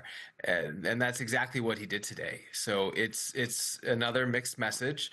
And yet it is, in many ways, as the general was just saying, the big option. I don't know if it was the only remaining option, but it was certainly a top option for him, even if he didn't want to say that ahead of time, because he clearly wants to get out of this war. And that's what he's been signaling for some time. And yet he also doesn't want to get a bad deal. And that's what he said to me yesterday as well, that he was in no rush to get a deal because he didn't want it to be a bad deal. And having a deal at all is core to President Trump's identity as the deal maker in chief. So that is also a high value for him here, even as he is giving these mixed signals and turning around from what he had said yesterday and over the last few days about his intentions.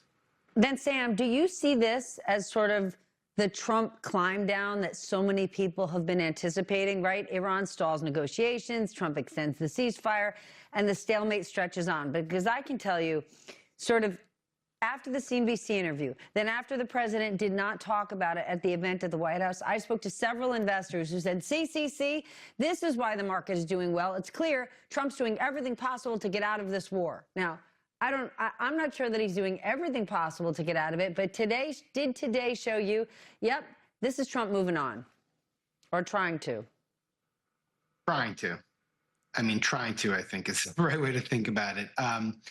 He's been trying to get out of this war for a while now.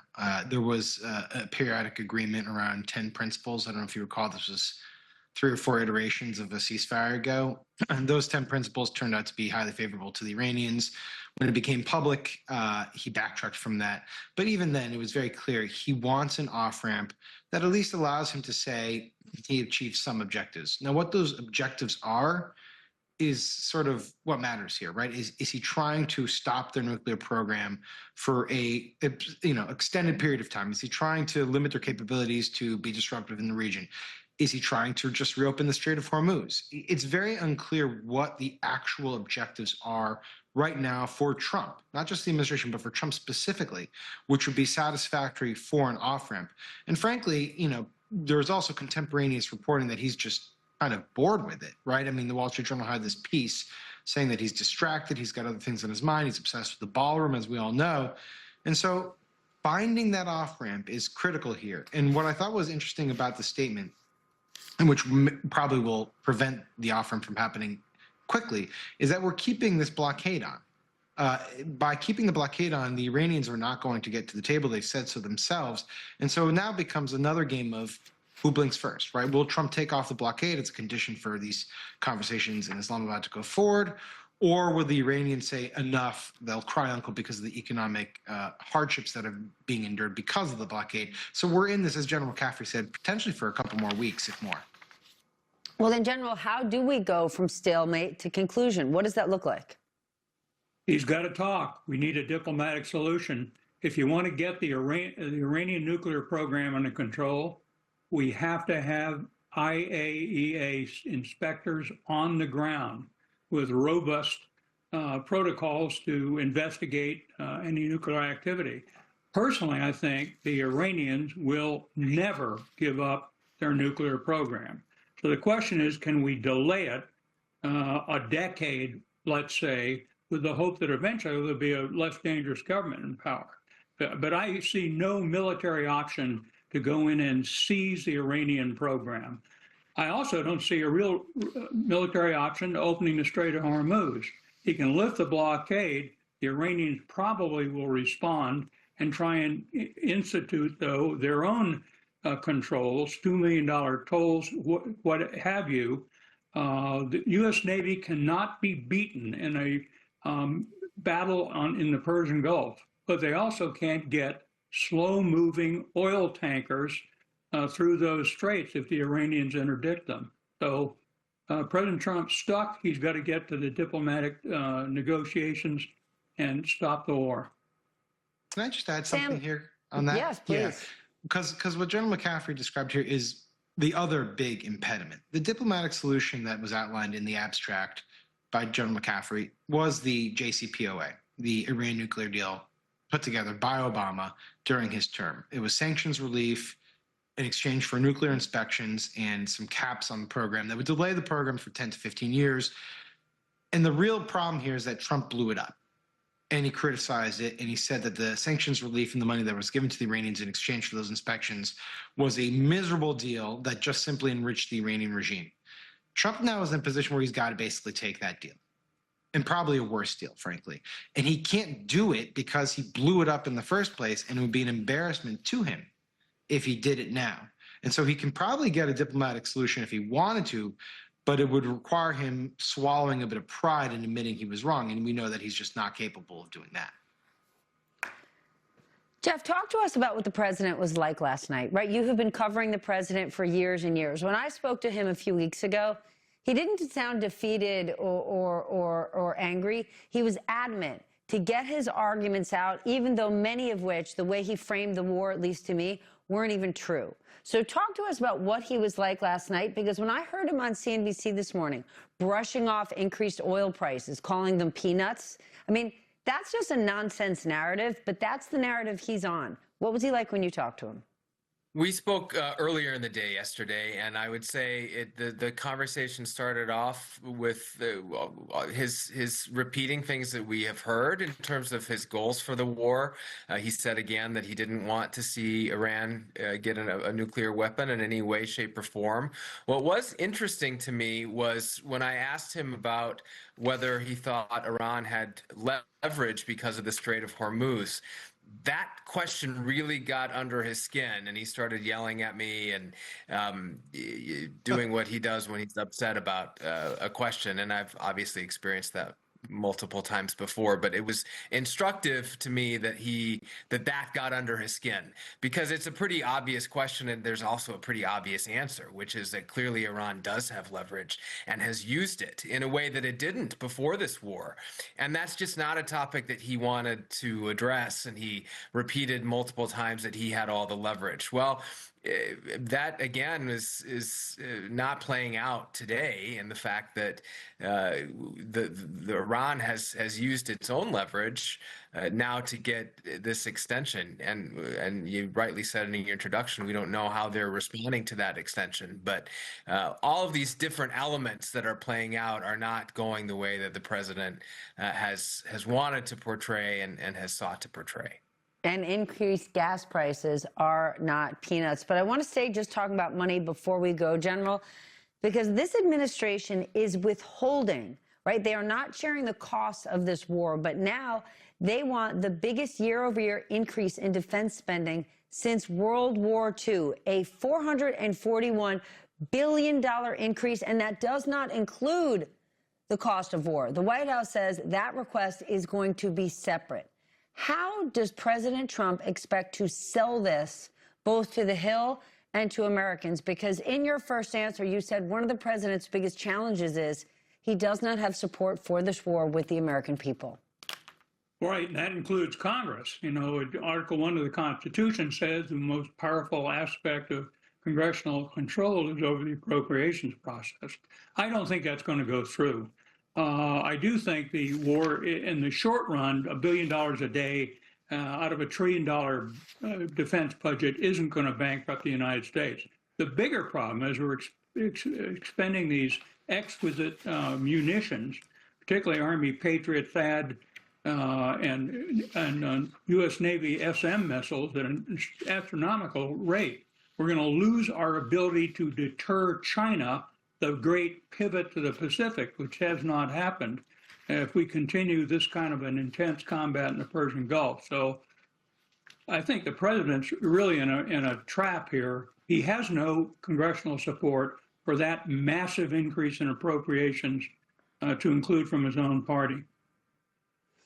All right, General McCaffrey, thank you for starting us off tonight. Jeff, Sam, thank you as well. And before we go to break, though, I just want to take a minute, because as we keep discussing these peace talks, I think we need to press pause to highlight one of the prominent players in all of these talks, Donald Trump's son-in-law, Jared Kushner. Don't let this fly by you. He is not a government employee. He has not received government clearance or congressional approval.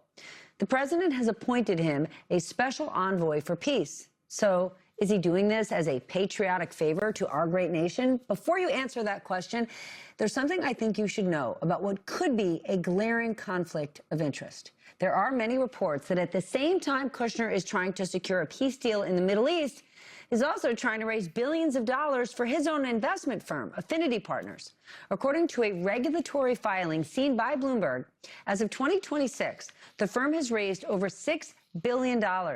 About 99% of the firm's assets, that's the $6 billion, belong to foreign investors, with key backers being Saudi Arabia, Qatar, and the UAE. So now, during a war where Jared Kushner is a key diplomatic negotiator knee-deep in Gaza and Iran, the New York Times is reporting that he's actively also trying to raise another $5 billion, and a lot of it from those very countries in the Middle East. That is according to 5 different people with knowledge of the talks. In a statement, the company said Kushner, quote, does not intend to take in any additional capital while volunteering for the government. But what he has not done is file the standard disclosure forms. The White House says he doesn't have to because he's just acting as a private citizen. Meanwhile, Jared's team is maintaining that he is well positioned to be a chief negotiator because of his experience and trusted relationships. And I want to be clear, experience and trusted relationships, key for winning diplomacy. Like billions and billions of dollars from the Saudis and personal family ties to Israeli Prime Minister Benjamin Netanyahu. Key relationships that Jared has personally. I thought you should know. Coming up later in the program, there is billions of dollars on the table for companies that are impacted by Trump's tariffs. It is high time for them to get that money back, but some of them aren't jumping at their legal chance, their legal opportunity, not obligation, but opportunity to get that refund that they are owed. Why the president's latest comments are leaving them stuck between the administration and their shareholders, maybe even consumers. That's you and me. But first, right after the break, the redistricting fight takes center stage in Virginia tonight as voters approve a new map that could boost Democrats in the midterms. The 11th hour just getting underway on a busy Tuesday.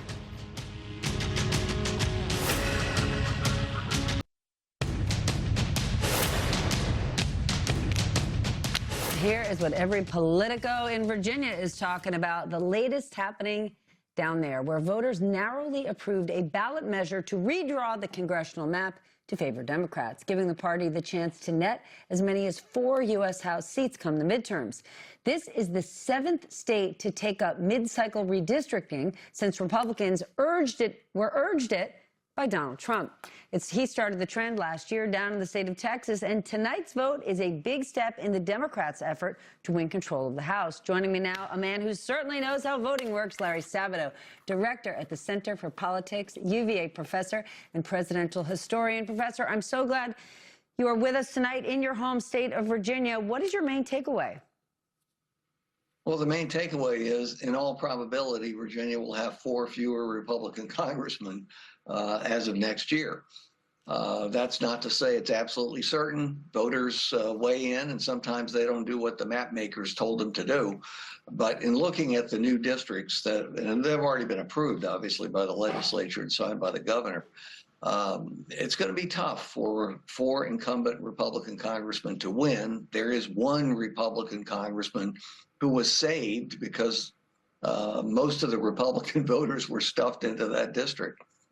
So that's 4 additional Democrats, and who knows how close the balance will be. It's hard to believe that it would turn out as close as the current House is, given the conditions of war, high prices, gas going sky high, et cetera. But if it does turn out to be close, those 4 seats could make the difference.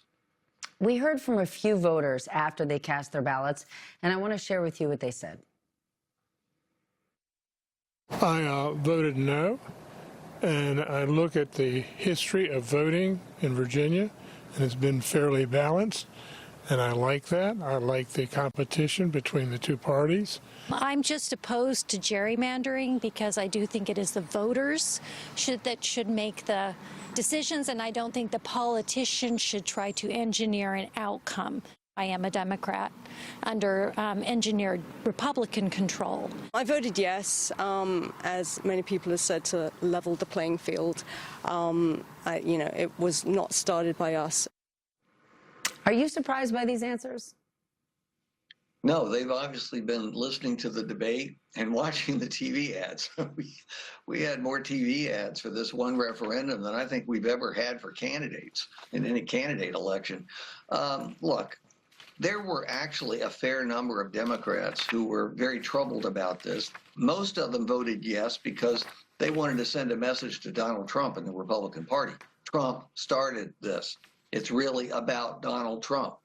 But also, Democrats have said many frequently that 2 wrongs don't make a right. They don't like gerrymandering. They're not used to this. They want to continue it, but they felt they had no choice. I also know Democrats who voted no because they were so troubled by the idea of gerrymandering themselves. I don't know. I haven't come across any Republicans who voted yes. So when you look at 52-48, which it looks like it's going to turn out to be in the end, you got to remember that is close, no question about it.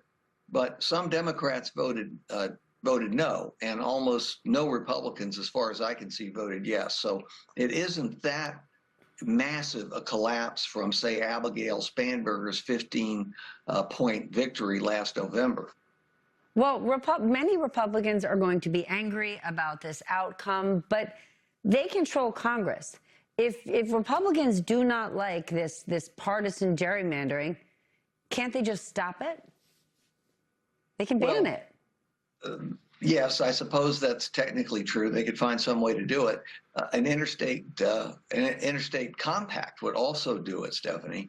You could have states signing on to that, pledging not to have mid-decade redistricting. That's the method that I favor. I think it's a terrible idea.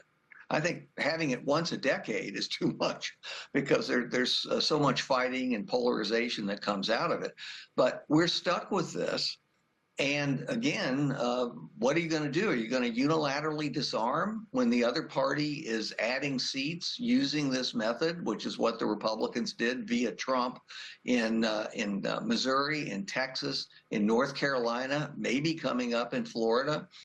You can't just sit there and do nothing. And that's basically what most Democrats decided to do. They decided to vote and say, we're not unilaterally disarming.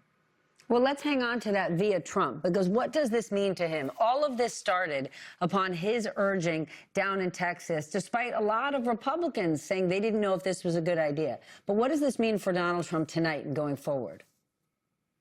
Well, he's never concerned by anything, but he ought to be concerned by this because he probably just lost 4 seats. It's a direct result of what he started. A senior Republican here who's been in public office said to me, on background about 2 weeks ago that he didn't know what Trump and Trump's advisors were thinking in starting this. It was insane. It was as though Trump and the Republican advisors thought Democrats would do nothing. And sometimes Democrats do nothing. But in this particular case, they reacted strongly, and they have negated in large part what Trump was trying to do and the Republicans were trying to do in these multiple states. Don't count them out. They did something. Larry, thank you for joining us tonight. I really appreciate it. It is always a privilege to have you on this show. When we return, this has gotten me all day. I mean, I have been on the phone talking about this all day long. Businesses, we talked about it last night, can officially, can legally now apply to get those tariff refunds, $166 billion worth of them. But after the latest comments from the president, are they actually going to do it? Money, Power, Politics is next. The shareholders want them to.